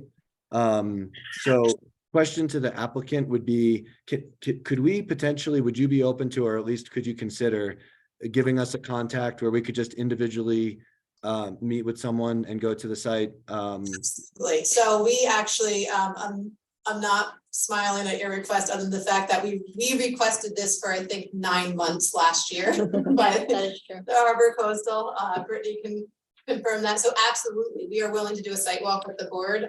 Please, Brittany has my contact information, been willing to share with everybody, and we'll make sure that the team is available whenever you all are. Okay, we likely won't do it together. I think that will be more complicated. I think that we'll give each board member the opportunity to, if you are up for it and want to be, cognizant of your time, but just to coordinate with somebody and to take individual trips. Absolutely, whatever works for you all. We'll Or, make sure we or accommodate. can we go unescorted since there's nobody living there? I would think so. I'll double check. I don't want to speak for the owner, but I can send an email. And a potentially useful point of the trip would be to have someone there who could actually point us to, this is the furthest the disturbance is, this is where the pool is, this is where the house is. So at least for me, I might like to see that during the site visit, Cindy. I mean, certainly going, if it's permitted, going, unaccompanied works too. It would maybe have a little less of that sort of guidance. We can certainly accommodate those requests. I would just caution the board, at my age and stage, the first part of this site is pretty overgrown. There's some debris in there that's been thrown from the road. There's some vines. Please be careful. Thank you. Yeah, I would encourage you to wear boots. And there's been trash and things that are thrown on the property. And lawn clippings, et cetera, from other areas. So just make sure you're wearing good walking shoes. You definitely want to wear sturdy boots. Yes. Okay. Be there. But whatever time you want to be there, I can come down if one of you wants to be there, it's fine. We'll try to make this as Yeah. efficient as possible. We could do 2 people at a time. We just can't have a quorum without noticing the meeting. Right, I understand. Okay. Good. So we'll do that and we'll coordinate through you, Brittany, if that's okay. And we'll just Yeah, get. I'll send it tomorrow. Awesome, thanks. Okay, number 2, I would really like to encourage you guys, the applicant, to potentially present this project to us, maybe in a subsequent memo, with the parameters of our code section 192.14E, and just walk through the view of why this regulated activity is consistent with preserving wetlands, why it's reasonable and necessary. There are some key words in here that we're going to have to consider. Sorry, were you saying something? I said, absolutely, we're happy to do that. Yeah. Okay, so that would be very helpful. It's A through E. Would love to get your guys' thoughts and give you the opportunity to really present that to us. That's what we'll have to consider. And then a question that's somewhat related. Do you know whether there are any pools on Soundview on the Otter Creek side? From like a Google view, it looks like maybe not. Do you know? I can't confirm that right now, but we will do some digging and let you know. Okay. And then the final point is more for the planning board. So I would actually like us to have an environmental consultant for this project. The 2 things that are at probably the top of the list for me, but others might have others to add, would be, now there's a lighting plan. And I think that, Otter Creek is a, migratory bird and really special place. I don't know that we're getting the right person to tell us whether the lighting plan is appropriate and environmentally appropriate. And then the other is erosion. So taking trees down and trying to figure out just the best way to manage erosion and that site. So, and maybe this is a procedural question for Mary or others, but would we potentially move to try to get an environmental consultant that we could get an additional memo for? I don't know that that's covered in the scope of our current consultants that we work with, week after week. I'm gonna have to look into that for you. You mean an additional consultant? A Not specialist. carried, okay. I mean, I think, Seamus, you're thinking of the good old days on HCCMC where we could hire our own consultants. But planning board doesn't quite have that capacity. Okay, Maybe within AKRF or somewhere else, we could just get some analysis of I guess we have to provide the scope of what we want. I mean, maybe. There may be some memos in Harbor Coastal I can look for. I believe they asked for the same thing and they clarified what was coming in through Beth Evans through AKRF. It was a different representative from AKRF, so I can see what's on file with that, if that helps. That would help. and maybe what we do is, and we can, you know, Mary, you can think about this, but I mean, we could even potentially put an administrative item on our next meeting, give it some thought in the meantime for like the scope and how we might cover that, maybe see if AKRF can tell us if they have resources. To me, it feels really limiting to get, like, for example, to take maybe even a trivial example, to get a lighting plan. And really just not to have somebody who's looking at it from an environmental perspective and, you know, or any other topic that fits in that and to get our own kind of advice on that. So let me know if there's any more discussion for today on that, but otherwise we can follow up because I think we've addressed the potential issues with that. So are you thinking that maybe we would have just an administrative conversation at our next meeting? And then the public hearing would still be on March 8th? I don't know if we can get a turnaround of information that fast. Yeah, that's what I'm thinking. I mean, I'm thinking if we, at our next meeting, you know, agree, in the meantime, learn what we might have as a resource that we can use from an environmental consultant perspective, and then scope out what our question would be for them, questions. But I agree the timeline's challenging, but that's what I was thinking.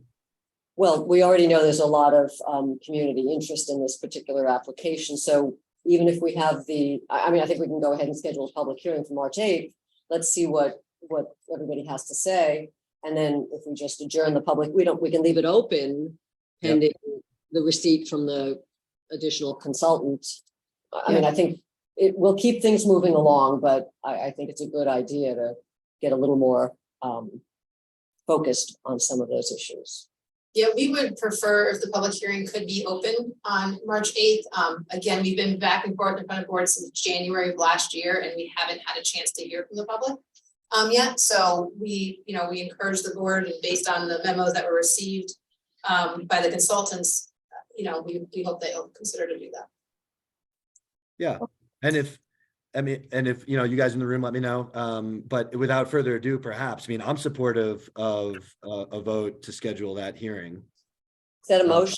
So I will motion that we schedule a public hearing for March 8th. I second it. Mallory seconds. All right, Richard, Yes. Mallory, Yes. Seamus, I vote yes. and I vote yes. So we will schedule that public hearing for March 8th. And for anyone, if they are in the room, that's kind of the standard process, as you probably heard at the outset. There's a notice period. So we'll schedule the meeting as we just did, and then it'll be two of our meetings away, and it will be an opportunity for the public to, provide their thoughts and give us additional considerations, perhaps. And certainly written materials can be submitted now and included in the record if you can't or don't want to attend that meeting, right? I mean, we will certainly look at anything that comes in. So, all right, Thank you very much. Have a good evening. thank you. Everybody. Okay, moving right along. 1002 Cove Road.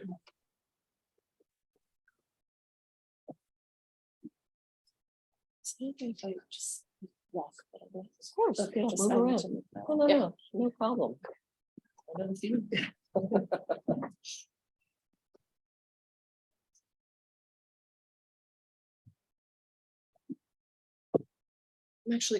I run to the bathroom? Yeah, Is yeah, that go okay? ahead. You guys don't need to do it. Okay. No, we're not, nothing Okay. official. We won't Okay, do a cool. thing till you Okay. get back. But you can, you can start. Good evening, Chair, O'Rourke, members of the planning board, council, consultants. My name is David Gessel, and I am the engineer of record for this project. We're proposed at 1002 Cove Road in the village of Mamaroneck.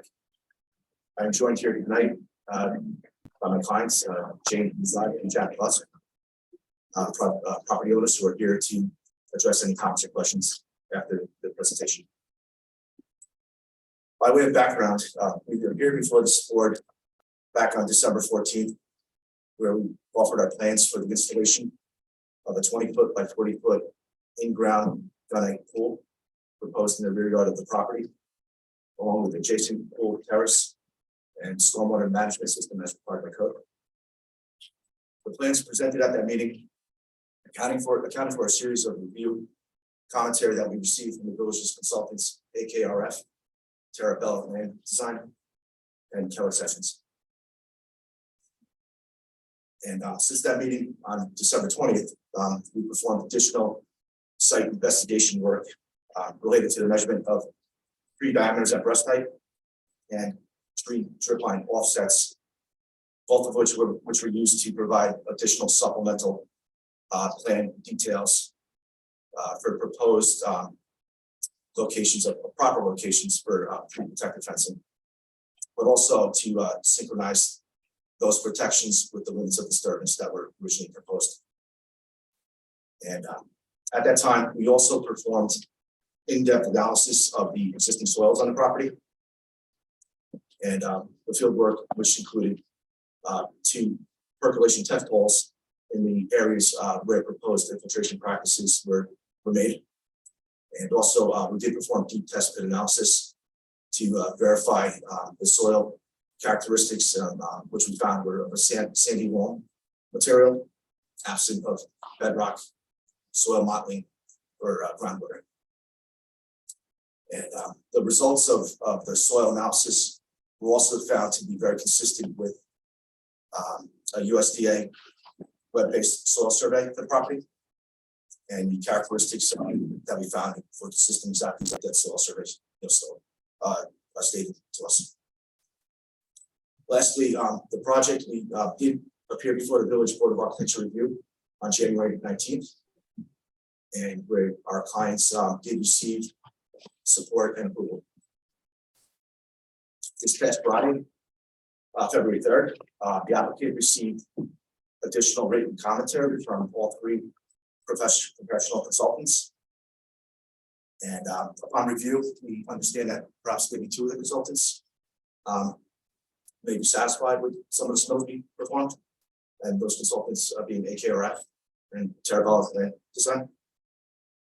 The 3rd consultant, Keller Sessions, we did receive similar commentary from the first round, and we did, and we're very grateful that Mr. Keller gave us time. We consulted with Mr. Keller on Friday and then subsequently over the weekend with several iterations of emails and file drawings, and which we concluded with a conference call on Monday to go over line item by line item of all of his comments.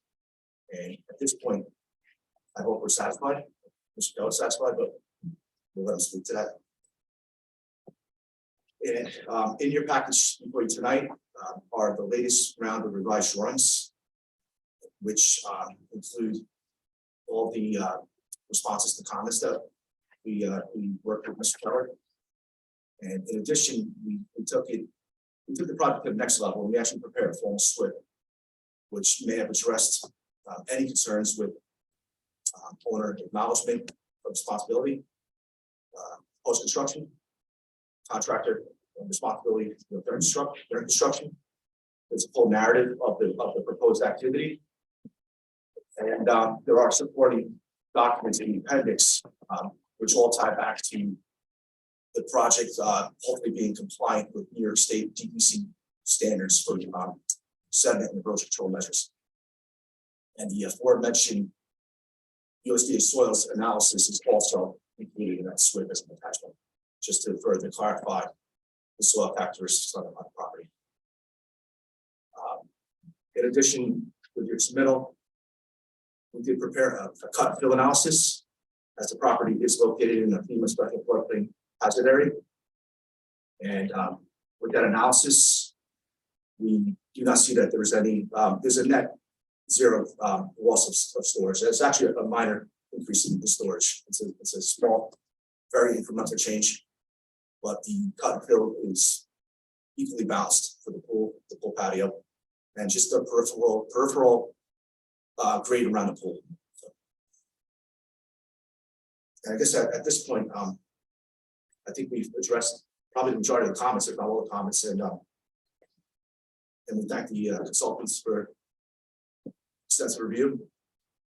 It's good critique of our plan, and from there we'll offer to commentary for the board, and be happy to answer any questions.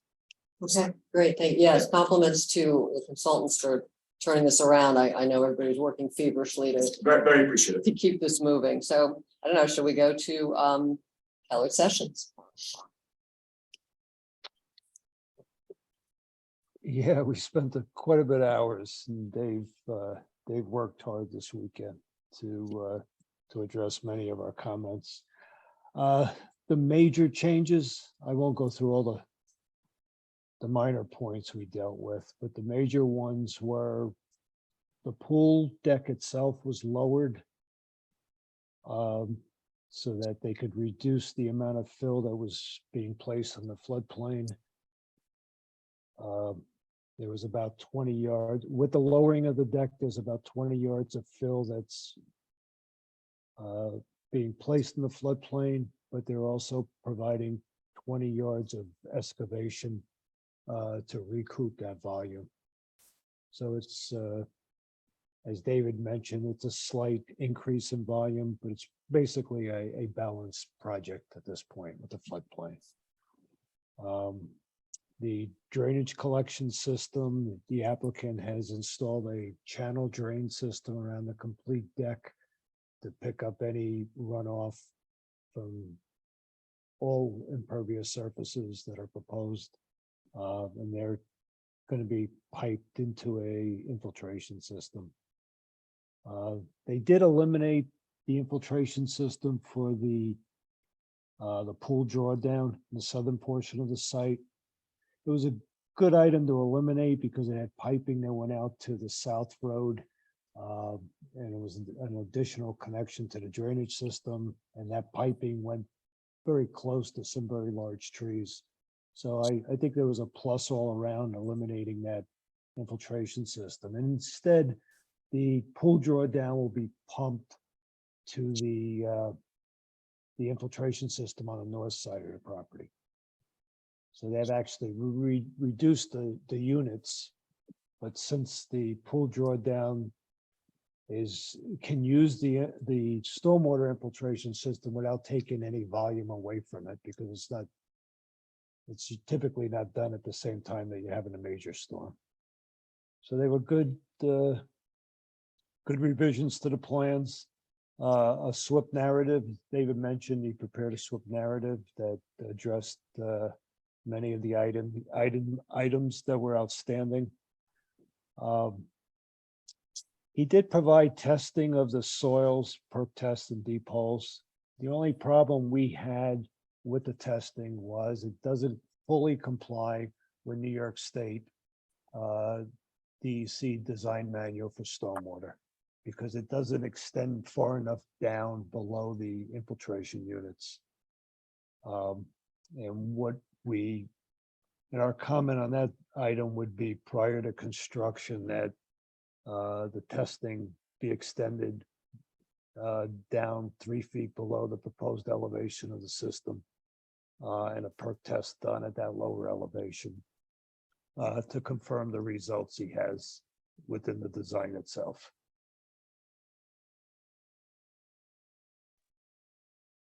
On that point, if that test didn't confirm that there was enough room, they have to move the system and redesign a little bit, right? They'd probably propose a shallower system. You know, they're 18-inch units now, which are a foot below the ground and a foot of gravel below it. They would probably go with shallower units and probably work with 6 inches of gravel under the system itself. But we wouldn't sign off on the final permits to build until that's confirmed. So we'll make sure that information is there if the board decides that that's the way they want to proceed at this point. It wouldn't require any additional units if you had to go shallower. It doesn't change the, Doesn't change the size of the system. The only item that would change the size of the system would be if the infiltration rate was much slower. And does that also need to be confirmed by that additional Uh, testing as well? Yeah, it needs to be extended another probably a couple of feet deeper than they were performed to fully comply with the state manual. I'm sorry, so what are they not, what was the defective part of the test? They extended 4 feet down, Okay, Not deep enough. not just not deep enough, but not deep enough. so. I mean, how quickly can that be done? Yeah, can you do that before we have to make any more decisions? Well, I guess really, if I may speak, Yes, please. the testing that we performed was at a 48-inch depth. And the DC manual requires 3 feet below the bottom of the infiltration chamber. So proposed as Mr. Keller presented, we have a chamber that's 18 inches high in profile. And with 6 inches of cover, approximately about 2 feet down below surface grade. We went 4 feet down. So 3 feet below that unit would put us at a 5 foot, even 6 foot depth would be compensated for gravel. Myself, my professional opinion, I don't think that would change the infiltration rate. So if in fact we found groundwater, then we'd have an option to probably go with a more lower profile unit.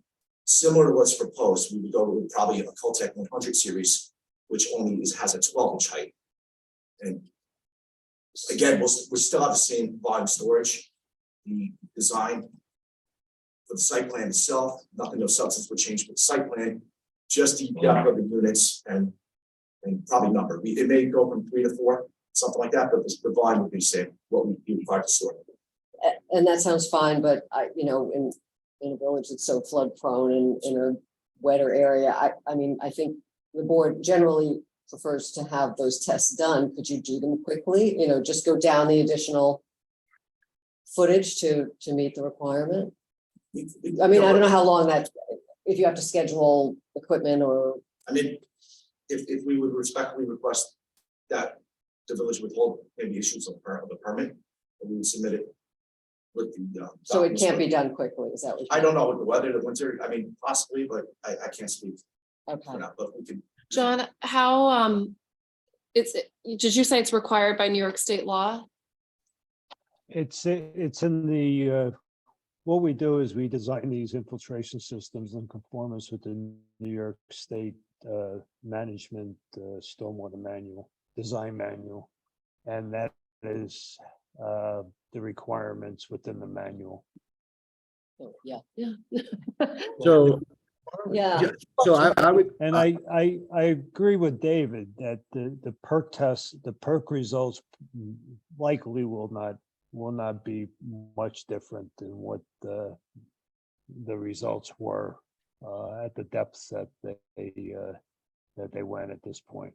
All right, let's let the planning board keep this in the back of their minds, and let's go through the other, see what other items, if any, are open, and we'll reserve judgment on this. Yep. For a few more minutes.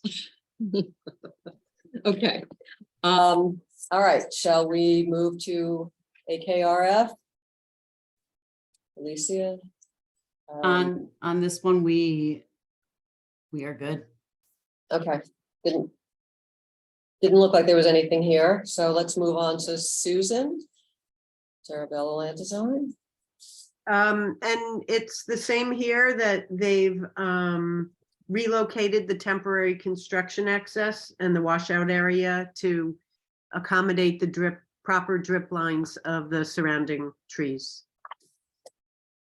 Okay, And removed any proposed landscaping has been removed, so there's no landscape plan. Does make life easy. Okay, so we only postponed that decision for like 30 seconds. What's everybody think? Okay, so if we move ahead, what's the next step? What are we moving ahead? I'm just trying to figure out what could go wrong if we do move ahead and we don't, Well, we don't do this test. We don't have a resolution draft, Nothing- so we need another. It can be a meeting. condition on the resolution. Okay, all right, so we can make it a condition on the resolution. Well, let me ask one question, I think. So it sounds like there was a lot of good work done up until today. I mean, we only got Colored Sessions memo today.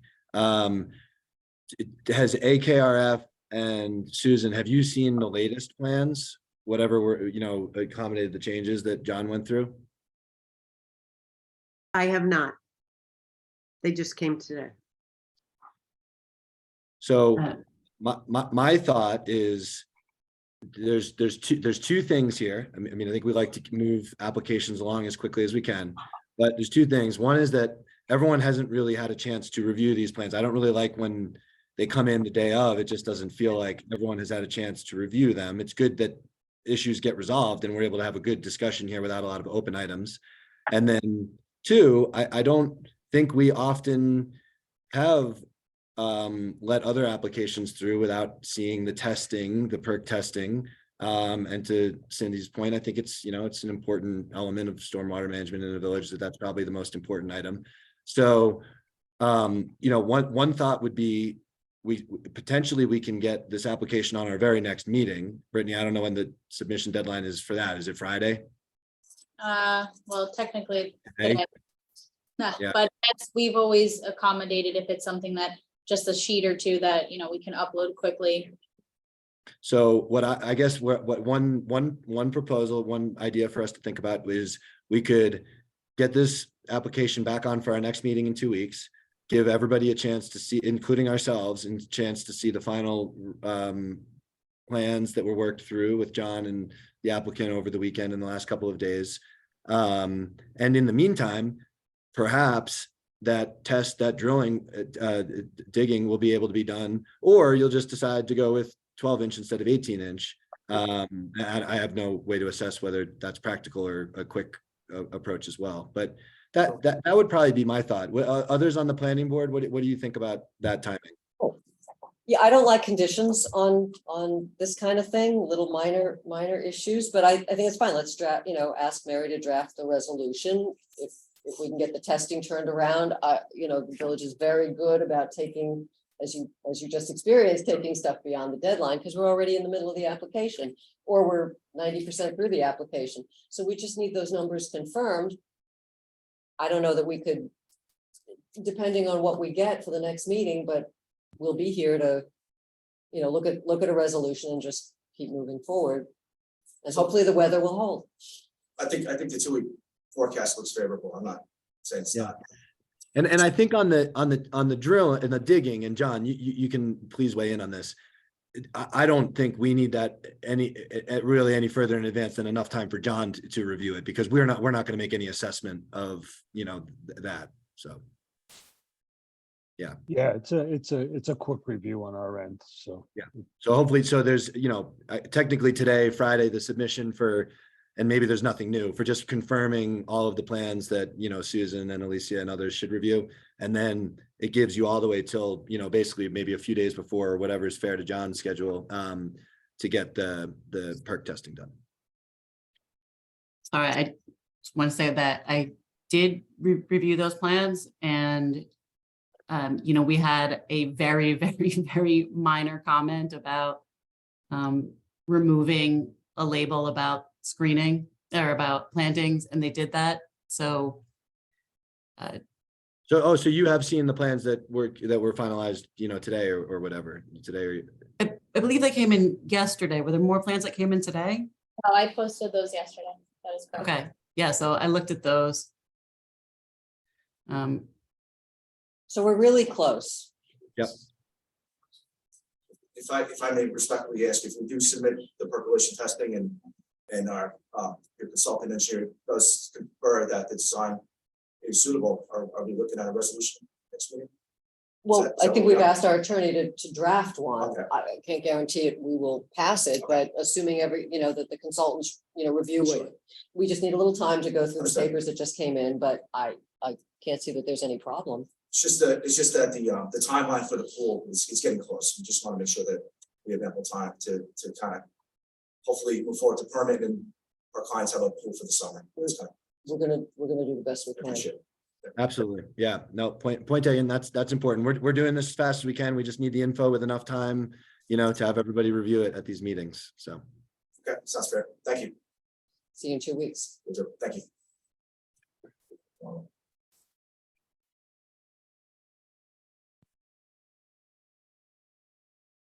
So it looks like, last but not least, thank you for your patience, 637 North Barry.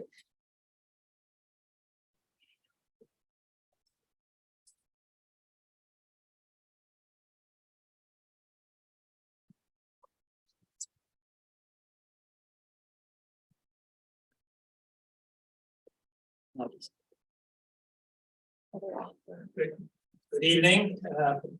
Paul, if you want to point to anything, I left a pointer on there and it also moves anything, so it has like a little red. Yeah, if you want to point to things up here and tell me what you want me to bring up. Thank you. Good evening, Chair and members of the planning board, Paul Noto, North and Nelson for the applicant, PB&J 1 LLC. And we are not seeking a permit for a pool, so we're going to take you out of your lane a little bit and propose something a little different. We are the owners of my clients are the owners of 637 North Barry. It's in a C1 zone. It's currently a vacant 2-family house. We have proposed a project to demolish the existing building and build a 6-unit residential building, zoning compliant. So we have submitted site plan, engineering documents. We did receive copies of the 3 consultant memos, which of course we will have to address. So we are going to be making some revisions before the next meeting in response to some of those comments. I did want to have, at some point, you're going to ask each consultant to speak and address it. So I just, in anticipation of that, I did want to at least ask Alicia, in the AKRF memo, number 14, they said that we meet the definition of an action, we would require a consistency determination. On the determination letter attached, the summary sheet, it says we do not. So It will be revised and sent tomorrow. okay. Good. So we will need, I thought we would, but anyway, I was kind of excited when I saw that. And I thought, oh, we don't have to, well, no. We have to send it. Another commission, but anyway, okay, great, thank you. I would like to introduce the team. Jeremy Singer, our architect, Pete Catazone, who you know very well, is our engineer. If I could have Jeremy take you through it for a few minutes and then go on to the usual consultant review. Jeremy, so you do have to speak into the mic. Hi, good evening. So my name is Jeremy Singer. I'm the architect for this project. The site, as Paul mentioned, is 637 North Barry. It's between Jefferson and Grove. The lot is approximately 60 by 160. There is currently on the property, there's an existing 2-family house that is there, and we're proposing to take down the existing structure and replace it with a new building, which would entail a 6-townhouse unit property. As Paul mentioned, the plan has been developed so that it's compliant with height, with bulk, and with setbacks requirements. So to that, the design has been organized for 6 units. It is a 3-story structure. The level 1, which consists of the garage level for parking. That includes spaces for 10 cars, and there's an additional 3 surface parking in the rear for a total of 13 spaces, which meets the requirement. The second floor or second level are the living spaces for the units, and the third level are the bedroom units. Among the 6 units, 2 of them are 1 bedroom, 1.5 bath, and 4 of the townhouse units are 3 bedroom units, 2.5 baths. The driveway provides access into the garage units and then into the back as well. The units themselves can be accessed both from the garage and then up. Alternatively is on the right-hand side of the plan is also front entrances that can be accessed directly from the exterior. So again, there's both let's say convenience access from the garage side, or a more kind of let's say public entrance from the front side. The rooftop has been designed so that it's a green roof, and there's access to that from a stair.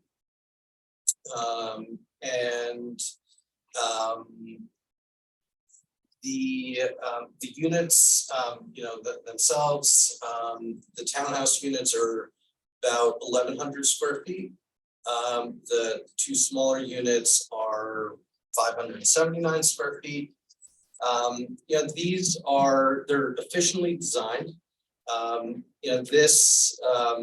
The site we really see as, given its location to the train, we really see this very much as being pedestrian oriented, access to public transportation, and the design of which we really see as a real contributor to the neighborhood. The materials that we're looking at using on the facades is a combination of brick, wood siding, and some metal panel accent detailing,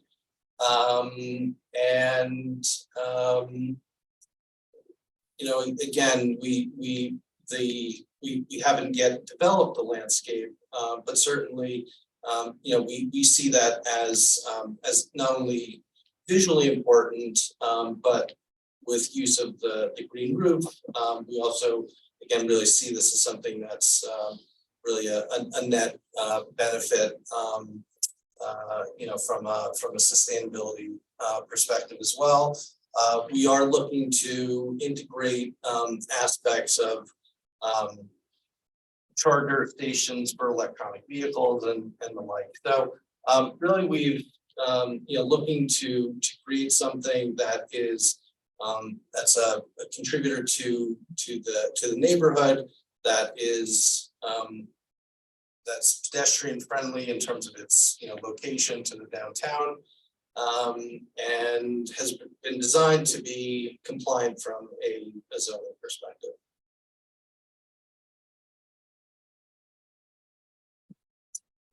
Thank you, Jeremy. I would hold off on the engineering since I think it's really early in the process. We have the Keller memo. I think in the interest of time, we'll save Peter for another meeting, although he is here to answer any questions you have. That concludes our presentation. Any engineering questions? Two real quick questions for me to maybe knock off, and then we can get to the consultants, and obviously we can keep things brief. I mean, I think you guys have already said that you'll address those memos, but One is just a comment, I mean, pedestrian oriented. Do you have any bike racks contemplated currently? Yeah, certainly we would make that part of the design. Cool. And then I believe this will have one, is this gonna have one affordable unit? Yes, And is it identified which one that is? not yet. Okay. We will. Do you know whether it's one of the 2 bedrooms or the 3, sorry, the 1 bedroom or the 3 bedrooms, or not yet? It'll be one of the 1 bedrooms. This is a rental building, right?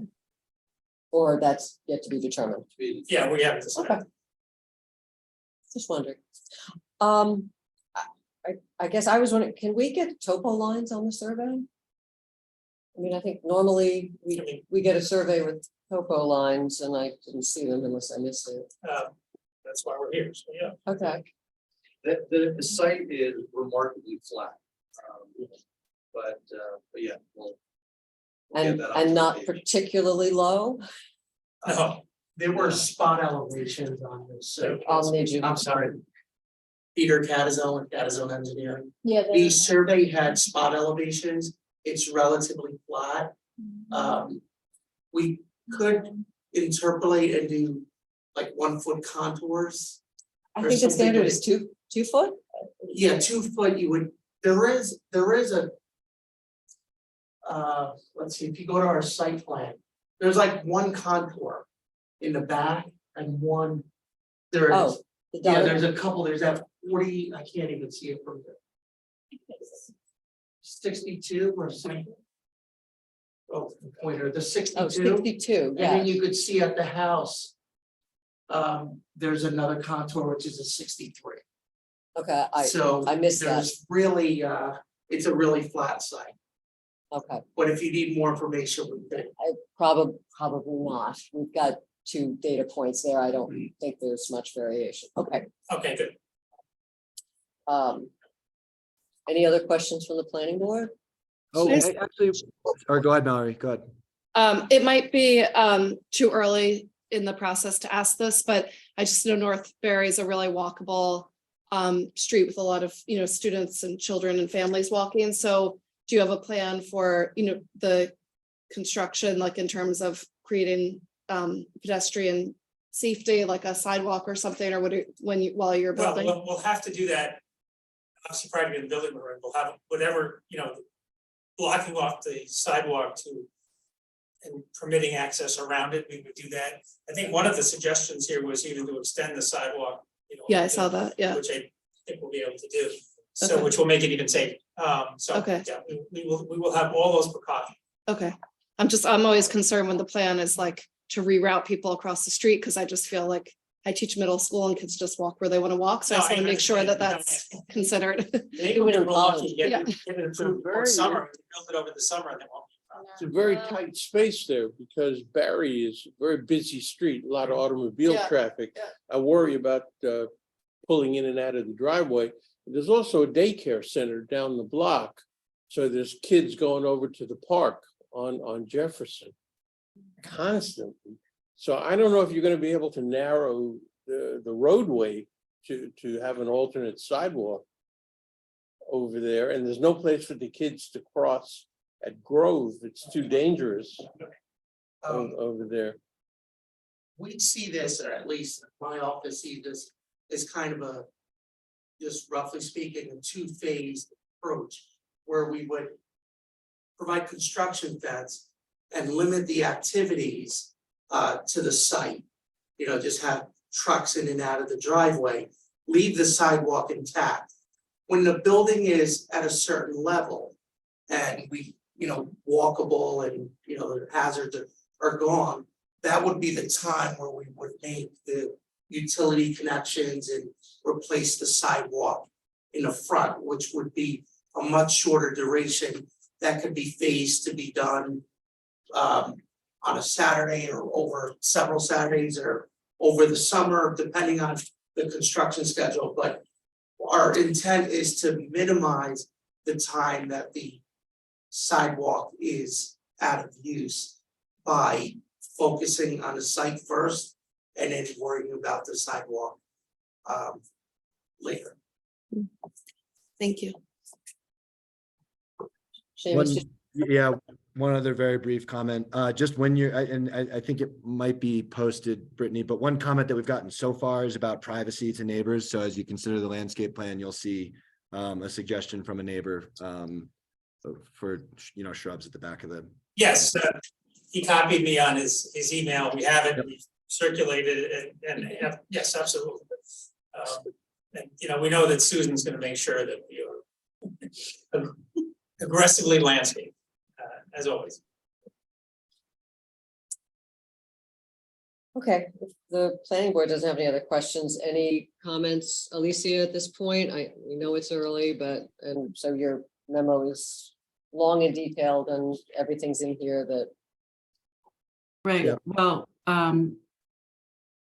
we'll give the applicant a chance to update the plans in response to the comments. The overarching ones are that it does seem to be compliant with all the bulk and dimensional requirements. We asked for a little bit more detail in terms of the open space calculations, and also to include a few more of the setback measurements. And that, as an overarching thing, that a special permit will be required ultimately, as this is a residence use in the commercial district. And that the affordable housing unit does need to be labeled, and the drawing should show that it complies with the development standards that are listed there in section 342-104. And we're also recommending a seeker classification of unlisted coordinated. Okay, And that the planning board declare intent to be lead agency if that is their intention. okay, great, thank you. Susan, do you? The memo is here and obviously everything needs to be fleshed out, but. Yes, the biggest, most glaring issue is that the limits of disturbance for this application would invade the root zones of all the trees that will remain. In addition, there were some drip lines indicated on the plans, and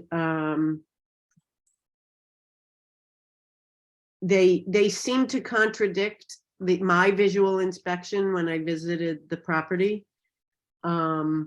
So I think those if you look at, I attached some photos, and the trees are much broader. The canopies of the trees are much broader than the plans than they are marked on the plans. They also, here's another situation where the tree preservation and the landscape plan are joined and they need to be separated and presented as two separate plans. The tree preservation plan is missing the condition of all the trees that are to remain and are to be removed. 7 trees are slated for removal right now with the same, based on the diameter, the same number will be replanted. Again, tree protection needs to be evident and coordinated on all the construction plans. And as of now, trees are the only plant material proposed for planting, and they are all native trees at this time. I've suggested that the addition of more plant material in the form of shrubs and perennials on the street side would improve the streetscape at the pedestrian level, though 2 trees, an ornamental and a large canopy tree are indicated for planting at the front on the North Berry Avenue side, but I'm suggesting some more screening. And also I'm suggesting that shrubs along the north side of the property would help screen the driveway and the parking. And shrubs don't go into the calculation of tree replacement, right? Shrubs are. not- No, not at all. No. Okay, so arborvitae, as I believe was suggested by the neighbor, will not qualify towards the tree. Exactly. Okay. All right, so let's move on to John. Our major concern was the having a driveway that's wide enough to swing in and out of the garages. I think that's our biggest issue on the plan itself. Typically, in a garage situation, you have an area of about 25 feet to back out. I'm not saying it has to be 25, but the applicant should put some turning radiuses on the plan and see what is needed to maybe back an SUV out of a garage and be able to back out and swing forward in 2 steps. The only other item was the retaining wall along the property line on the right side of the plan. It's right on the property line.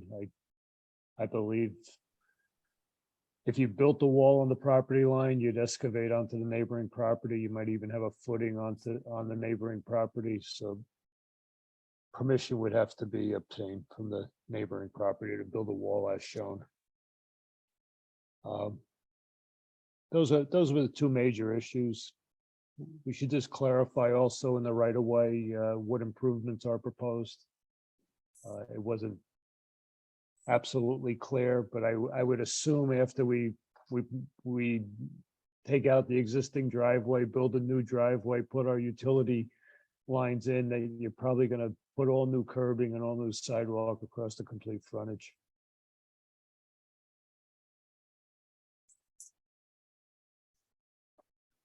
Okay, Got it. Those are the main issues. okay. Anybody have any other comments? So, so this was recommended to be an unlisted action under SECRA. So do we Yes. first declare intent to be lead agency, and or do we do it all at one motion? I have no idea.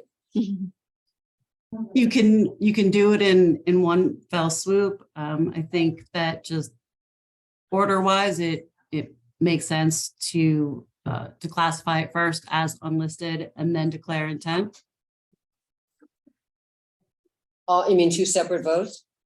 No, that you can, and Mary, please correct me if I'm wrong, but you can do it in one separate vote, but just that it's, sorry, you can do it in one vote, but that just to say that it's unlisted first. And then once that's said, then declare intent. That makes Yes, sense. that makes sense. Okay.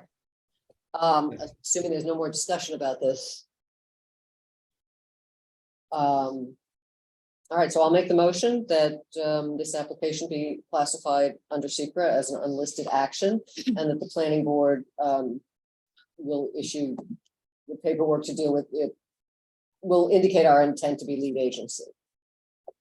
I second that motion. Mallory seconds. Richard, Yes. Mallory, Yes. Seamus, Yes. and I vote yes. So the timing, so the notice of intent to be lead agency gets circulated to HCZMC, I guess, others involved. Every board that they have to go to. So Right, BAR, okay. we Right. have To get, see if if they want to be lead agency. They never do. So we have to wait, what is it, 60 days, 30 days? 30. 30 days. Can we send them on to HCZMC in the meantime or no? For like a preliminary, is HCZMC still doing that? Yeah, they look at things. I don't know, maybe you're not quite ready Well, yet. here's, my thinking was that you can't do anything for 30 days. So we're gonna make some revisions in response to these comments and then come back to you with these revisions and obviously get more comments. I think I'd be more comfortable if I got a better sense of where this board is before we go to HCZM, because I don't want to be in a position to go to them and make changes and they say, well, you changed it, you know what I'm saying? We'd rather be in a firmer footing with you and then go to them to get the consistency determination, and then obviously come back to you, for the Makes sense. special permit and for, your secret determination. So I think timing wise, that makes more sense. Wouldn't it be easier just put in a pool? Apparently not, Yeah. from what I saw, so, but we took the pool right off, we were after tonight, I was thinking about it. Thank you. All right, sounds like a plan. All right, so, as soon as we have the revised plans, obviously we'll get them in for a future meeting, and then we'll revisit everything. We'll Yeah. send you the new determination letter with our post. Yeah, it's just. Yeah. Thank you. Okay, appreciate it very much. Thank Okay, you. thank you. Have a great night. Nothing else for the planning board? Okay. A motion to adjourn, I'll second. all in favor? Aye. Aye. Where are you, Seamus? What time zone are you in? I'm mountain time, so I have a little advantage over you guys. So I'm Going in out to dinner, yeah. in Beaver Creek, Colorado, until tomorrow morning though. I'm heading home. So, Oof. My sister lives in Telluride. oh, sweet. Yeah, it's been nice out here. So, Nice. okay. Night, everyone. See you. Thank you, everybody. Have a good night. Next meeting, the 22nd. Yeah. Yes.